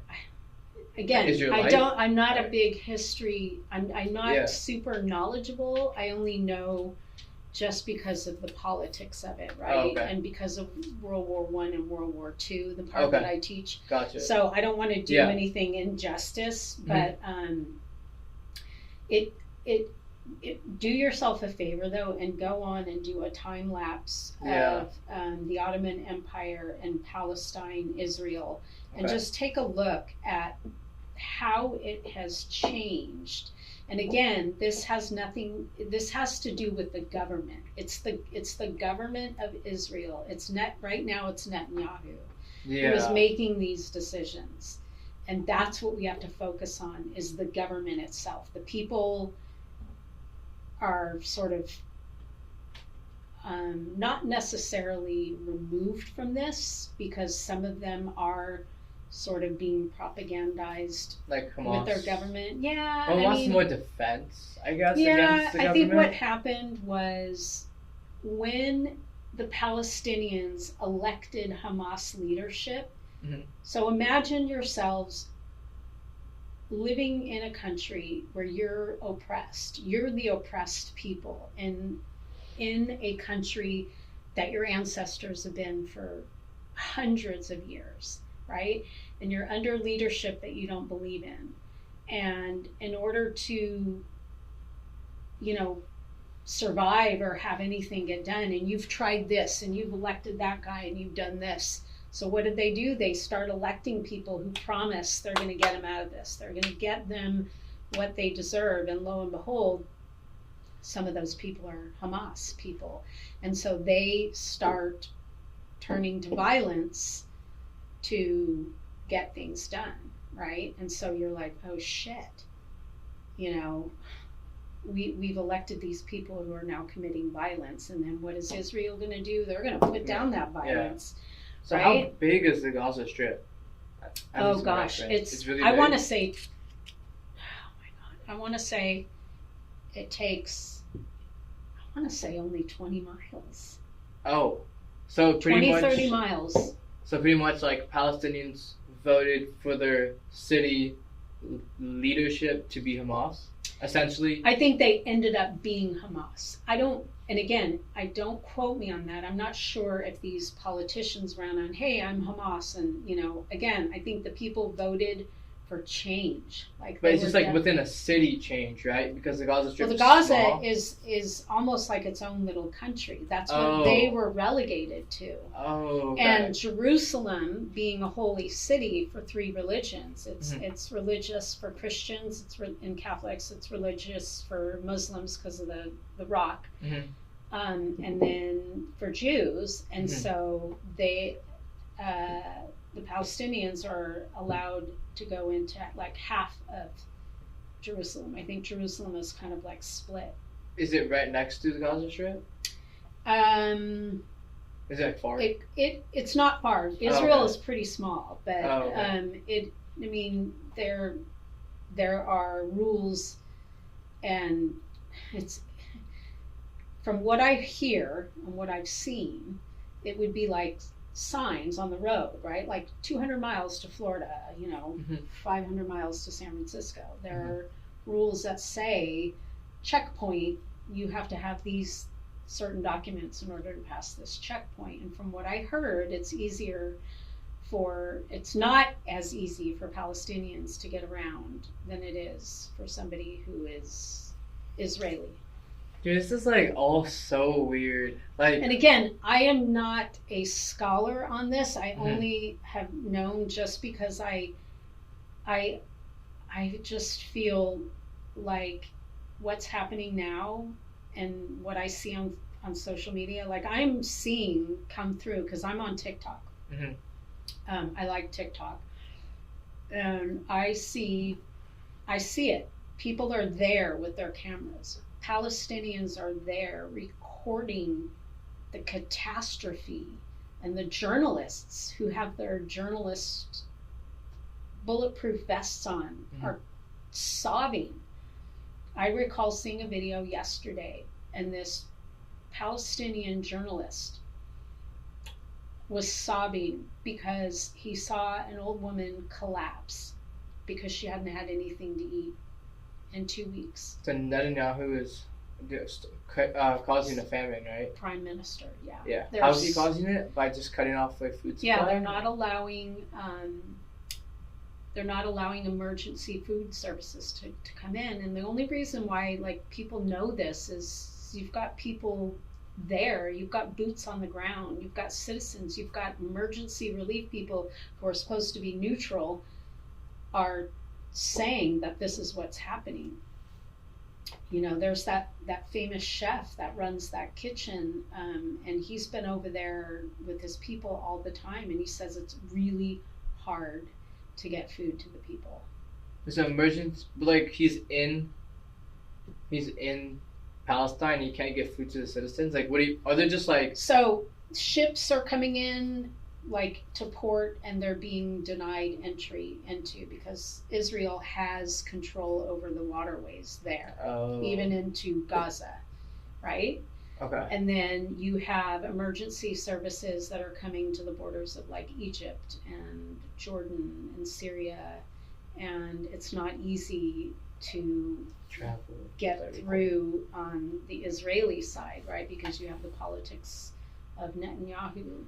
Right, he's making it when no one can just come in. Wait, so emergency services from who? from surrounding? You get like Red Cross, you get Doctors Without Borders coming in to help with, patients, victims who are dying or hurt. And then you have, emergency food services where they've collected their donations of Like in supplies the US? all over the world. And they're not letting like those people in? They're not. I'm not sure what the red tape is, but people are being turned away. Like those people are saying, I'm here at the border and they're not allowing my truck to go through. Or I've seen other things happen. So they're like choking them out pretty much. That's what it appears to be. And it's really devastating to watch. Like the human psyche cannot take so much. And I have been weeks like literally sobbing myself, going, I don't know how much more I can be witness to this and not feel like I can do something about it. The only thing that I can do in my position as a teacher is tell the truth, right? Yeah. And I know my lane. I know the lane. Like I said, I'm not a scholar on this, but I do know with my human eyes what I've witnessed, what I've seen, what I've researched. And it is definitely a genocide that's happening. So why is the United States letting this happen? That's a really good question, because I know there are a lot of people who are upset over it. Here's kind of what I think. I think we give a lot of money to Israel. They're our ally. They're our number one ally. And I think because we give support back and forth, that's one of the reasons why we don't. And I think if we do get involved, like remember that little window where Iran and Israel were back and forth. Mm-hmm. They were actually bombing each other, basically. People were worried about that because if they went to an all-out war, who was gonna go in and help, right? We would, as U.S., we are Israel's number one ally, so it would be us. We would be sending our military in to fight their fight, right? I don't know. I think it runs deep, and I think a lot of it has to do with money and the intertwinings of being an ally. I mean, one of the reasons why World War I started was because of everybody was allied with everybody, and once the war started, everybody was like, so they had to join in to help their ally, right? So I don't know. War is a horrible thing. But what do we gain from Israel? Because we provide military support to Israel, right? What do we get from them? I think we get intelligence. Mossad is their intelligence. It's their equivalent to the CIA, and I think they're really, really entrenched. If you look at where Israel is, they are the center of the Middle East, right? Okay. So they are our connection to the Middle East, right? Because we don't have really allies much with the Middle East, right? Are we allies with Iran? No. Iraq? Not really. Syria, Jordan, Lebanon. What's happening in Palestine right now with Palestinians is really upsetting to a lot of the Mideast and the Arab countries there. But they don't want to fight because then it involves the U.S.? Yeah. We are a military industrial complex. We have probably one of the strongest militaries in the world. What does that term mean, industrial complex? We spend so much money on the military that it is a force on its own, basically, like a solid force. The irony of that is we spend a lot of our money on men, on career soldiers. I shouldn't just say men and women, really. When the new technology is really going to be like drones and stuff Yeah. like that. I think it's already kind of there. Yeah, I've been hearing a lot about those. Yeah, but yeah, I just think Israel is our sort of ally and our point position to the Middle East. Mhm. And so if anything, if any country that we're not getting along with, if they, you know, because we're hated by a lot of people, and rightly Yeah. so. We've done some horrible things. Horrible things. To every part of the world, huh? Pretty much. If you look at, let's take a look at what happened to Hawaii. Yeah. Right? Look at how we got Hawaii. Yeah. All because of fruit Yeah. plantations. Mhm. Guatemala, the United Fruit Company. We Mhm. messed with that big time. And they could easily be on their feet being wealthy fruit production, but we got in there with our corporations and our taxes and took over that, right? So we've meddled a lot with Latin America, right? Mhm. And so, and the Middle East because of oil. So if you look at that, we're not really liked by a lot of people. And so if anything were to happen, you know, not a whole lot. We are so far away from the Middle East Yeah. and from Europe that to get to us, they would go to Israel. That's kind of what people say, right? If they want to get to us, they would go to Israel, which is why we support Israel. Didn't we, like one of my friends was saying that we planted, like we overthrew the government and put in our own person. Oh, we've done that. Yeah. Oh, we've done that. We tried to do that with Cuba. Okay. Because we had in the 50s and early, businesses were, again, we had our sights set on all these, you know, and we were doing phenomenally well in Cuba. Nightclubs, you name it. That was a number one tourist Mhm. place for Americans to go because a lot of these American businessmen owned businesses over there. And then they had their revolution.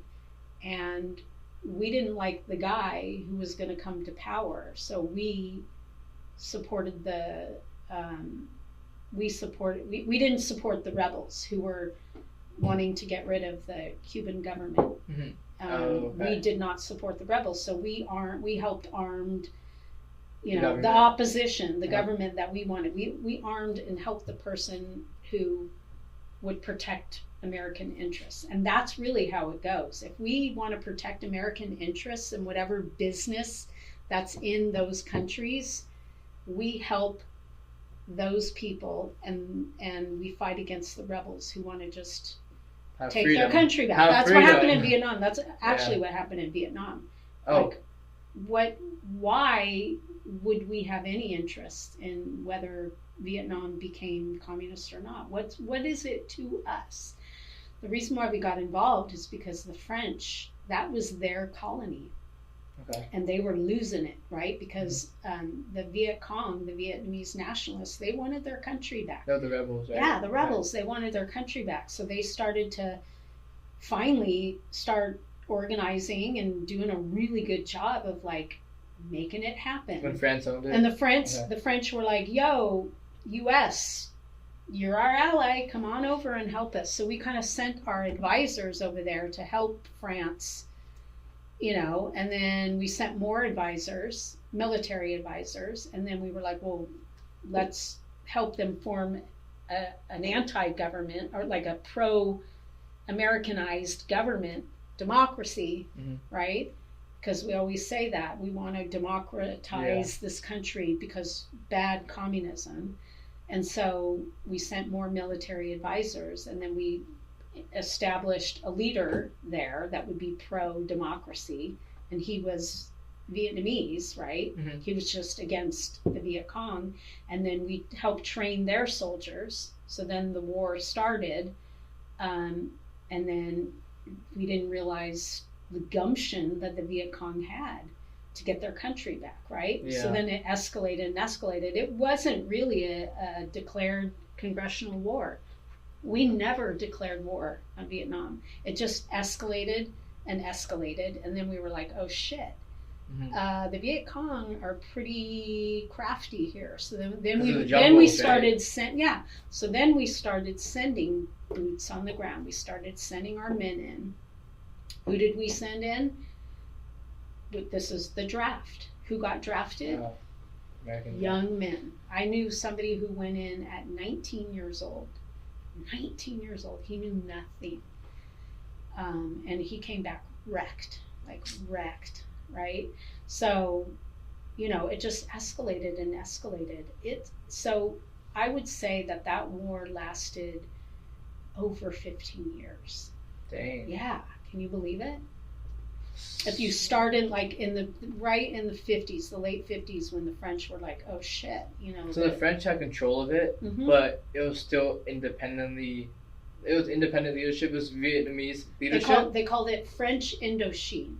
French Indochina, and it was under French control. So the French government controlled Vietnam because they had all kinds of resources that the French wanted, and instead of the French saying, oh, okay, yeah, we'll give your country back, they tried to hold on and realized that they couldn't. So then the U.S. got involved. How did they try to control the Vietnam from France? Like this, they set up leadership in Vietnam. Just like the British did for us, the United States, right? So you have the king over here, and so you split up your colony into provinces, and you give a governor or whatever, a leader. Oh, so it's governors. Yeah. Okay. So you're obviously gonna put your French people over there, but then you're gonna figure out who of the Vietnamese are gonna be pro France, and what are you gonna give them? Or you're gonna give them a little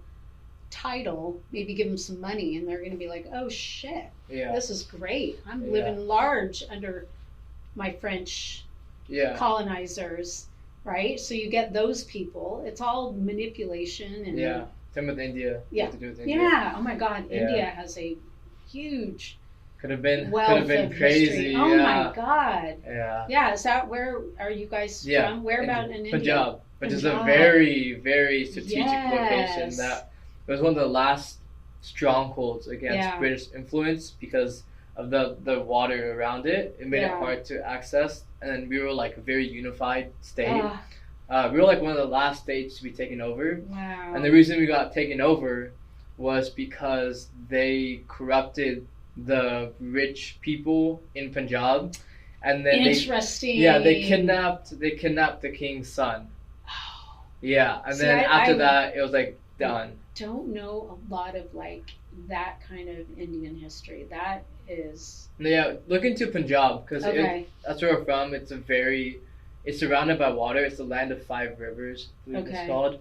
So it was resisting the British for a long time. Wow. It was one of the last how proud you guys must be. I know, oh, God. honestly. And then it's all about corrupting not the person in charge, because he was like no, like we won't give in. But it's about corrupting the people who are towards the top. Yeah. And then because like they're close to the king, and their family, and then they gave him up. They kidnapped his son. They killed. The jewel. I forgot what it's called, but one of the queens in the UK, her jewels like on her crown or whatever. Oh, yeah. Yeah, that's from India. No. And like that jewel that's on her crown was broken. It was like huge. I think they broke off a chunk of it and put it on her crown. That's like it's like the most expensive like gem. Like have they ever asked for that back? It's just sitting in like a museum, I think.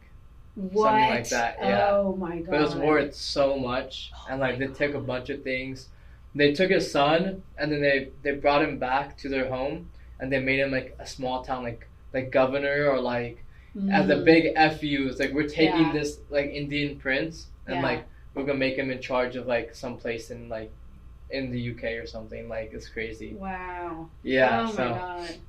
But like I have this talk with people. It's kind of like the British. They think 100 steps ahead, while most countries think 5 steps ahead. Most countries like we're just gonna help us gain financial success and power on the world stage, because I think most countries before this U.S. the UK kind of colonialism and imperialism, they're kind of more about expansion, but like more like from here and like outward expansion. Yeah.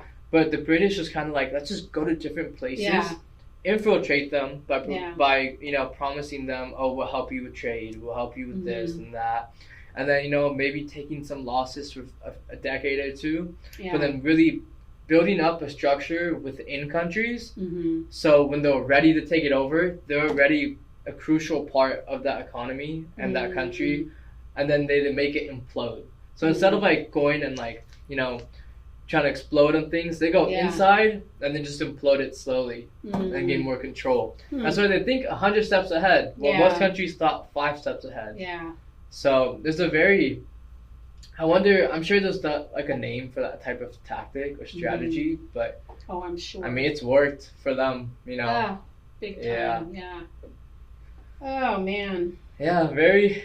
Like when you were talking earlier about like needing, like the Palestinians can't like leave the Gaza Strip. So we think like, dang, it's a crazy world we live in where like you need documents and proof and whatnot to travel the world that we're all born in. I know. Like, isn't it just so messed up? It is totally messed up. I'm really like, it's messed up. Yeah. I was thinking like in the past it probably wasn't like that. I guess in the past you probably didn't really have the ability to travel to all different countries. So I guess it wasn't an issue. I guess when we got planes and whatnot, that's when, and even boats too. Yeah. So like people say the United States is like the second British Empire. Like what is that about? Like it almost seems like we're a chip off the old block. I mean, gosh, we learned from them. I think why the United States is looked at as one of the most powerful countries. And to me, I only think we got here because of the shadiness that we've done. I don't know. I don't know. Do we collude with like? Do you think the British Empire and the United States kind of make decisions like together, or not really? Oh, I'm sure, especially during the wars we did. I think there's a lot of like, those meetings where the presidents and stuff meet. I'm sure there's some deals that happen all the time. But I don't know. That's a good question. I kind of lost my train of thoughts. Yeah. All right, let's get to the viewer questions. Okay. All right. Wow, 2.5 hours in. Wow. Time flying. Okay. So, you guys probably know this by now, but on my Instagram @DeMaiShow, I asked you guys for viewer questions from my lovely guest, and you got some good ones. Let's get into it. All right. First one by Horatio. Do you believe the founding fathers were as freedom-loving as we're taught? I think if I look at the time in which the founding fathers came, I think they were very myopic. They were very much thinking of themselves. I think they thought that they were thinking about everybody, but you have to understand that women were not citizens. They were not treated as equal. And even with the first slave ship coming in 1619, so deeply rooted in slavery, right, which was making plantation owners very wealthy. I think they had to navigate that one, cautiously. Yeah. But there's that part of me, that hopeful part of me, that thought that they were kind of doing the right thing and establishing this freedom-based republic, democratic republic, but not really, I don't want to say they didn't realize that it was for everybody. I think, if you look at the Thomas Jefferson Hamilton debates over this, Jefferson thought that the common man, not your wealthy person, but your average man, was good enough to be part of the government and the decisions. So I think those people were looking out for your average person. Mm-hmm. I think the Alexander Hamiltons of the world were thinking of wealthy people, and that only wealthy, educated men were the ones who could handle running government. So I think at the time, I think they were thinking of themselves, but I think they thought they were the cream of the crop And they were of a civilization, right? Yeah. That they were the ones to be Yeah. civilized. So I think they thought that they were doing the right thing. But I think it has problems. I'm sure everybody thought they were doing the right thing at some point, right? Yeah. But I guess because we're able to look back on them, we can have a more objective perspective. Yeah. But even then, it's not really objective because we're comparing the present to back then, Yeah. so it's still subjective. Totally. And you can't, get out of that. Totally. All right, next question by Nicola. Why does the United States support genocide? Sweet.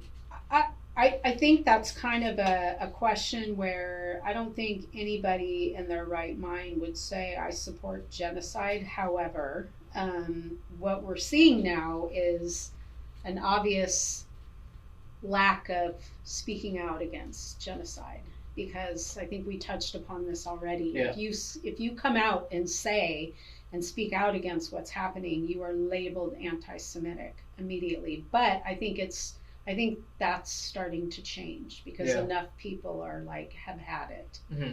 So I think you meant the government, but we also yeah. talked about that too. Israel, ally.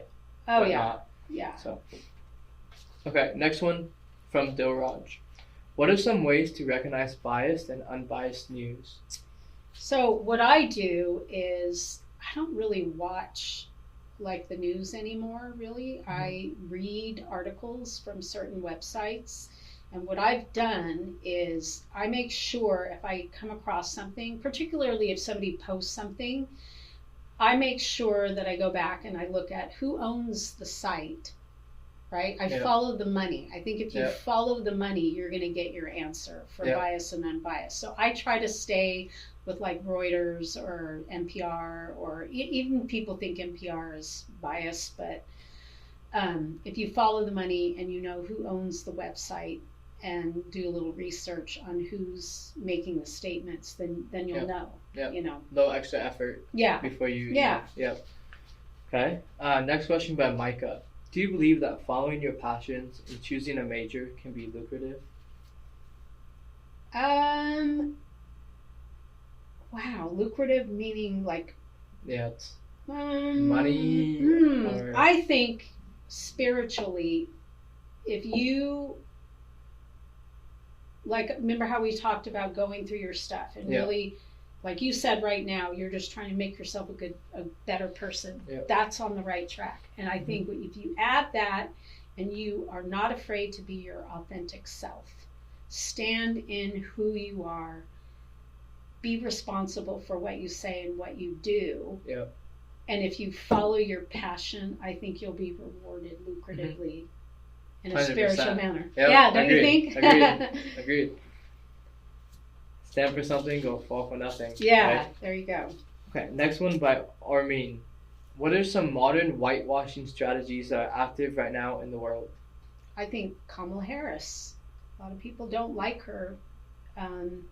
And they changed the narrative of who she is, because I actually think she's a black woman. And I think a lot of people, she's as flawed as anybody, right? Nobody's perfect. I think a lot of people pushed a lot of narratives that contradicted who she was as a person, because I think deep down they didn't want a black woman to win the race. Call that whitewashing? Maybe it didn't answer the question. Whitewashing. Yes, it's tough. I think our public education system, so I came from the public school, and that ended up, reason why I'm at Oakwood is because I didn't have to deal with a lot of like the red tape of what I was told I couldn't do. I think at Oakwood they want you to be compassionate, empathetic, passionate expertise, right? Yeah. And we get to do that. And I think what we're going to see right now is we're going to see some whitewashing come back into the education system, because the argument is if we teach kids real history, which is controversial, which could be really heavy, we're making them feel guilty and Especially if you're white. devastated. Especially, Yeah. that's what I'm saying, is Yeah. if you're white. And I always preface this to my students, is this is not about making you feel guilty. You shouldn't have to feel guilty to what our ancestors did, but it's important to learn about it because we don't want to end up repeating it or Yeah. rhyming Yeah, it the back. rhyming. Yeah. So, Okay. yeah. Yeah, I gotta be. It's hard to fight that because it's public, so it's Yeah. like it's provided, right? The curriculum is. Right. You can't go too much outside Yeah. of it. A lot of red tape in public education. And one of the things we're going to see is, who knows with how they're going to do this, whether they're going to put out the vouchers or not, but I just think schools in predominantly poor neighborhoods are going to get the low end of the stick.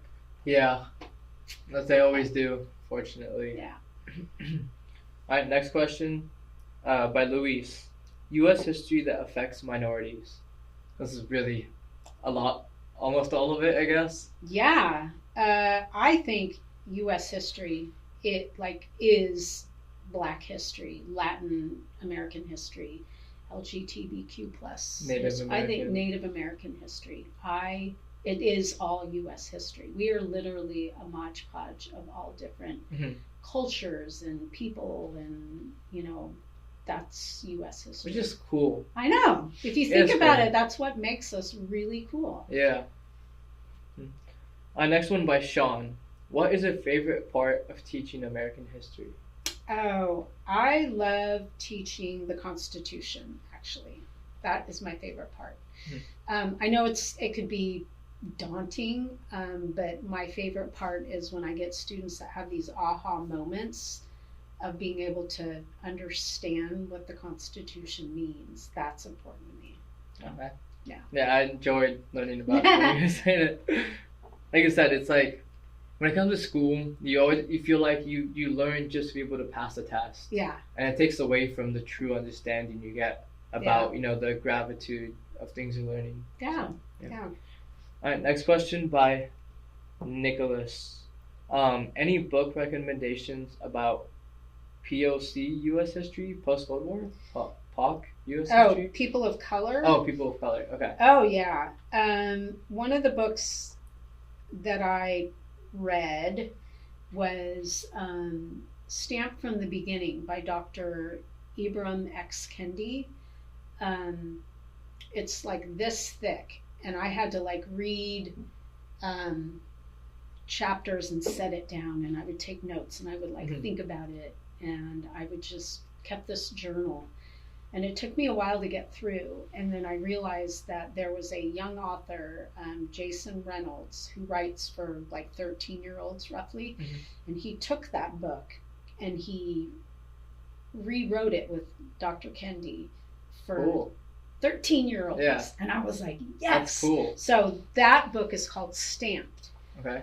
And I read it with the 8th graders, and it's the history of racism in the United States. And it's mind-blowing. It is mind-blowing why we had gotten to racism in the very beginning. So can you say both the names again real quick? Yes, Stamped from the Beginning by Dr. Ibram X. Kendi. Okay. And the sort of teenager book is called Stamped. Okay. The history of racism. I know Nick is gonna love that. Oh, good, good. I'm glad. Read it, Nick. Read it. Yeah, he wants to be a history teacher. Oh, so I know he's gonna love it. He also asked another question.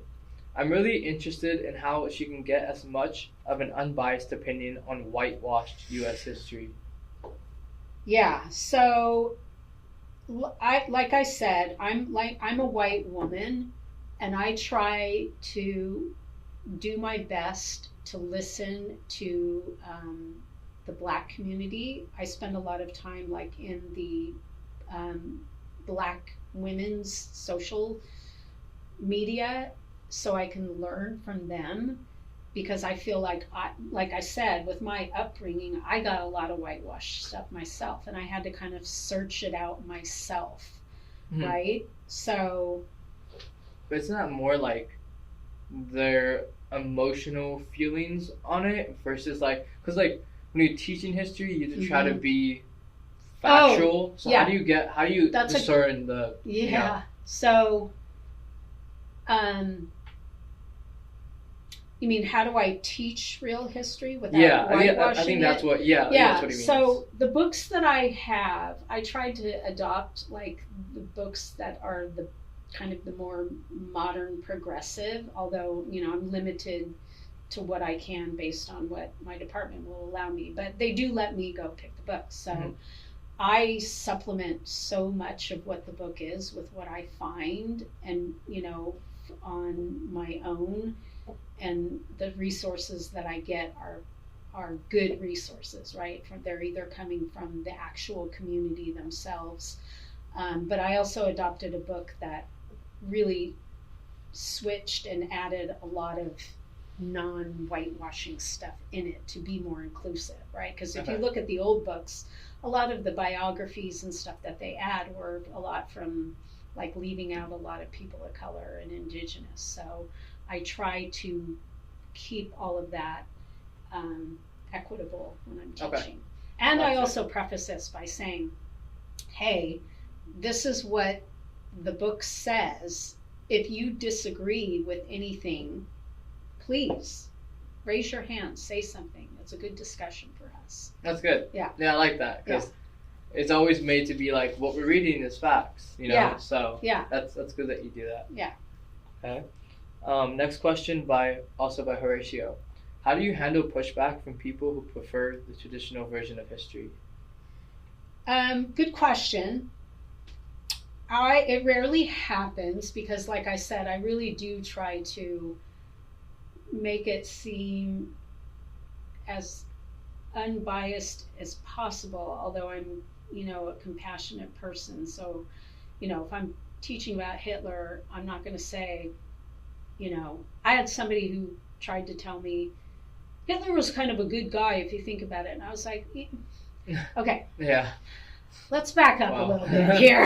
You really got to think about what you're saying, right? So I really do my best to preface everything, as kindly as I possibly can. Do you think he killed himself after? I don't think so.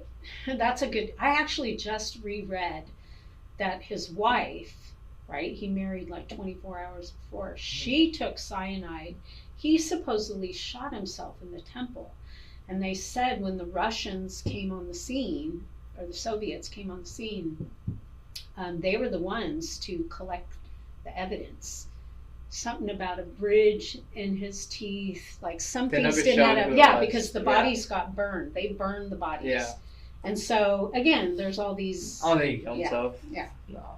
I forgot where they moved to. I think somewhere in Europe, right? Like where the Nazis... Argentina. They all went to Argentina. So apparently there's whole communities there that are only like just Nazis. Totally. Like, and like that's sus. It's like, I mean, you could argue that like the powerful people within the Nazis, were able to travel and they settled there and created communities. Yeah. But it's like, I don't see why Hitler would kill himself. Like after he lost, like he would. I always wondered that too. Like, why did he chicken out? It's like he doesn't seem like a person to do that. Yeah. All right. Next question by John. What sources to use? Oh, you kind of already answered that one. Yeah. Okay, by Kirk. Part of American history that they choose not to teach, but is vital to undo America's past. Oh. It's almost not talked about enough. Oh, what is not talked about enough? Well, again, I always think that Reconstruction is not focused on a lot with a lot of history teachers, and I focus on, that's why I do 2 years of US history, so I can get in the Constitution and focus a lot on Reconstruction, because that was a failed attempt. Had that been successful, we may not be where we are today. Who knows? But we wouldn't be having young 20-year-old men debating that Nazi and fascism is good. I don't know if you saw that debate on Jubilee. Mehdi Hassan is a journalist, and he went on Jubilee to debate these pro-Trump, pro-MAGA people. And one kid, he was barely in his 20s, proudly said to him, because Mehdi Hassan said, "So are you just wanting a fascist country?" And he goes, "Yeah, I want a fascist country." And he goes, "So are you like racist?" He goes, and he basically, the guy admitted he was a Nazi, a 20-year-old American Nazi. And 19 other young men in that audience clapped. And that is growing. That's more. weird. Yeah. There are, those groups are forming whites only communities in parts of the South where there's racism all over the place. So it just blows my mind that we're here still. Yeah. You know, it's just mind-boggling. But The South feels like a whole different country. Not gonna lie, it feels, cause like, I don't know, it just feels very different than from where I'm from. Like, Yeah. I can't even imagine. Same. Because I hear Yeah. things about the South, but yeah, I'm like, is it really like that much different than where I'm from? But we're in California, so yeah, I think we are kind of an anomaly compared to the We rest of are. the country. yeah. I guess you can't really understand that unless you live We elsewhere. are, California is almost like our little micro country in a way. Yeah. Very interesting. So, All right, next question by Amaya. Is there an event you learned about in American history that made you want to teach it? yeah. The Dred Scott decision, basically. So, Dred Scott was a slave in, I want to say Louisiana or Georgia.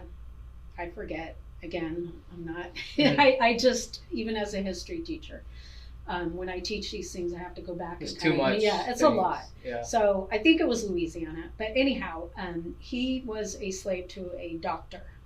And the rules at the time, this is before the Civil War, I want 1850s. Okay. So all of these slave codes are enacted because they don't want to revolt, and so tight laws, yada yada yada. Well, one of the rules or the laws was, and this was in the books, that if you were a slave and you spent time in a free state past, I want to say 3 months, you're free, right? Oh, okay. Yeah, automatically, right? Did that happen all the time? It was a rare occasion, right? But it was a law. So Dred Scott's master took him on a mission because he was a doctor to do something, and I want to say it was like Ohio or somewhere up there, free state. North, right? Yeah, one of Okay. the northern states where slavery was not established. And the doctor died, and he stayed past 3 months. And according to the law, Dred Scott should be free. So he was like, woohoo, right? Mhm.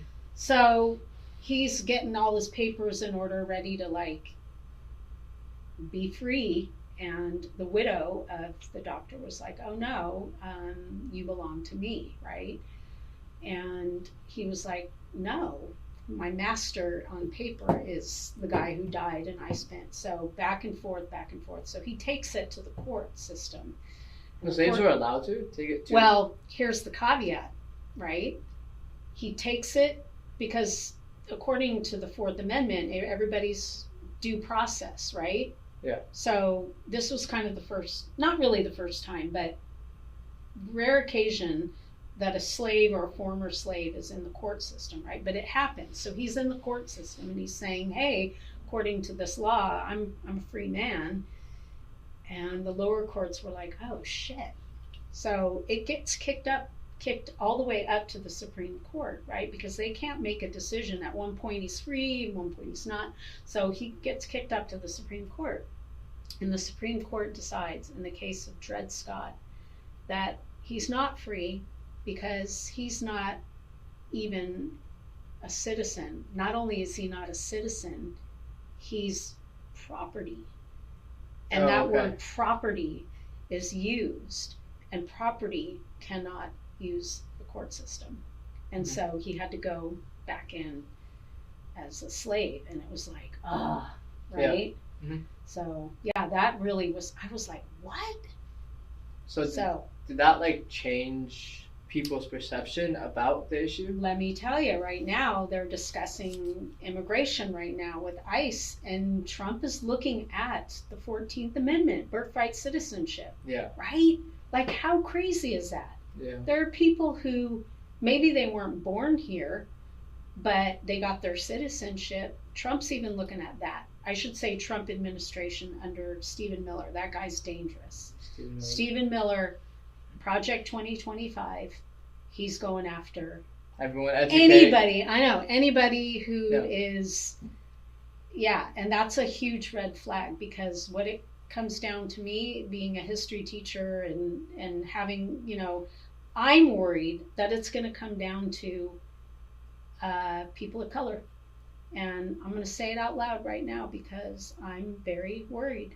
Yeah. So, and I know a lot of people are worried, and so I'm saying it out loud. Mm-hmm. Mm.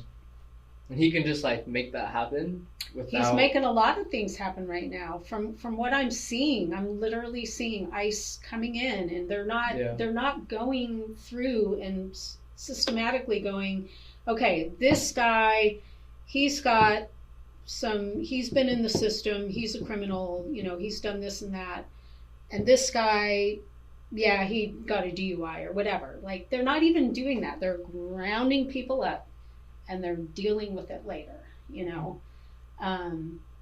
like the people who were taken to El Salvador, to that horrible prison over there, Mm-hmm. So tough, scary things. All right, last question, also from Amaya. I didn't write this one down, but okay. It was, what's one fun fact about history? Or it was one fun fact. What is one fun fact? One of your favorite things that's just like, you like to share, that surprises people about history, U.S. history, presidents.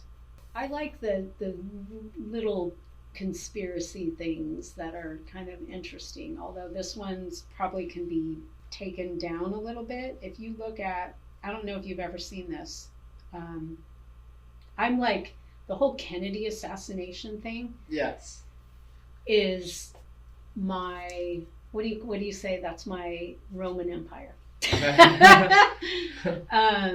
I would like to know what really happened, and I've not done enough deep dive, but I think if you look at, somebody said this, like, okay, so Kennedy was in a Lincoln Continental when he got assassinated. Okay. And this is terrible because I can never remember these things. And Abraham Lincoln, and you know what? I'm going to ruin it if I don't have this on my phone. There's a connection? Yeah, there's a connection between Lincoln and Kennedy that is really bizarre. Mm-hmm. That when you look at it, it has to do with their cars, their Secretary of State or whatever. I apologize. Okay, it was one of those things I could pull up on my phone. Let me think. What is one of the most surprising things about history?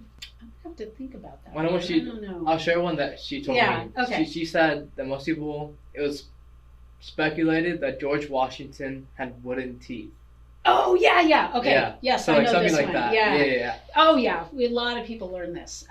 His teeth were actually made out of human slave teeth. That's one set was. Human slave teeth. Oh, shit. And horse teeth. So there were animal teeth. I think there might have been ivory, but one set, because he needed to have more than just one set, was slave teeth. So, Oh wow. yeah. He was like, Yeah, which when- should I put on Yeah, today? I do teach my students that, and they're like, Hey. "Oh man!" That's I'm like, "That's crazy. part of heavy history, guys." And he's yeah. the one who's the first president. Yeah. It's like, think about like, I Yeah. don't know. I guess people did lose their teeth a lot, huh? Yeah. And I guess they didn't think too much about African Americans. So I guess for that time period, it probably wasn't the craziest thing. Yeah. Because they probably all were losing their teeth. Because Yeah. oral care was not a thing. Yes. So, but looking back now, it's like, whoa, that's Yeah. crazy. Yeah.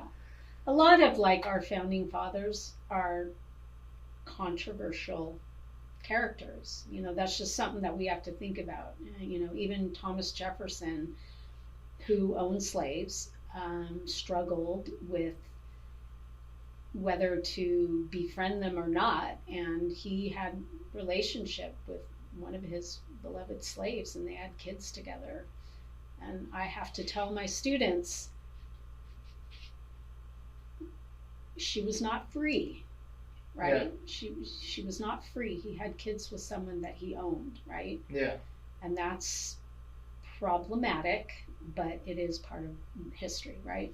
Yeah. So, yeah. And that's interesting. You can only view things from the perspective of your time period and where you're from. Yeah. So if you're going to judge the past, just remember people in 200 years in the future, if we're still a thing, Yeah. will look back today and be like, wow, these people were, hopefully we're better by then, but hopefully Yeah. these people were, killing, torturing, locking up, colored people. They Yeah. were doing all types of crazy things to, everyone in the world. Yeah. So it's like we're not living in this like golden era.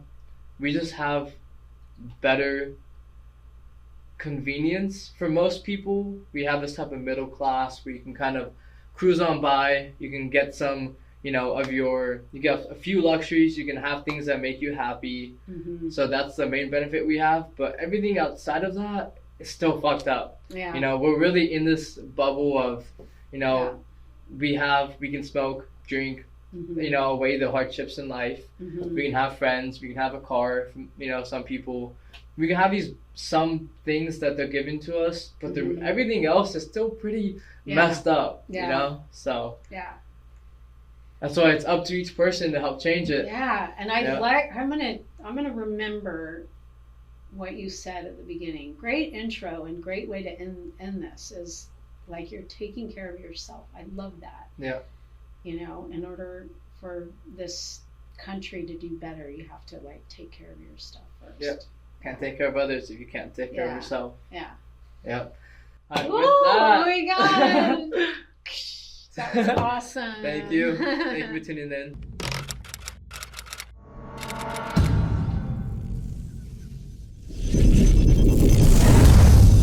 The Dim Eye Show.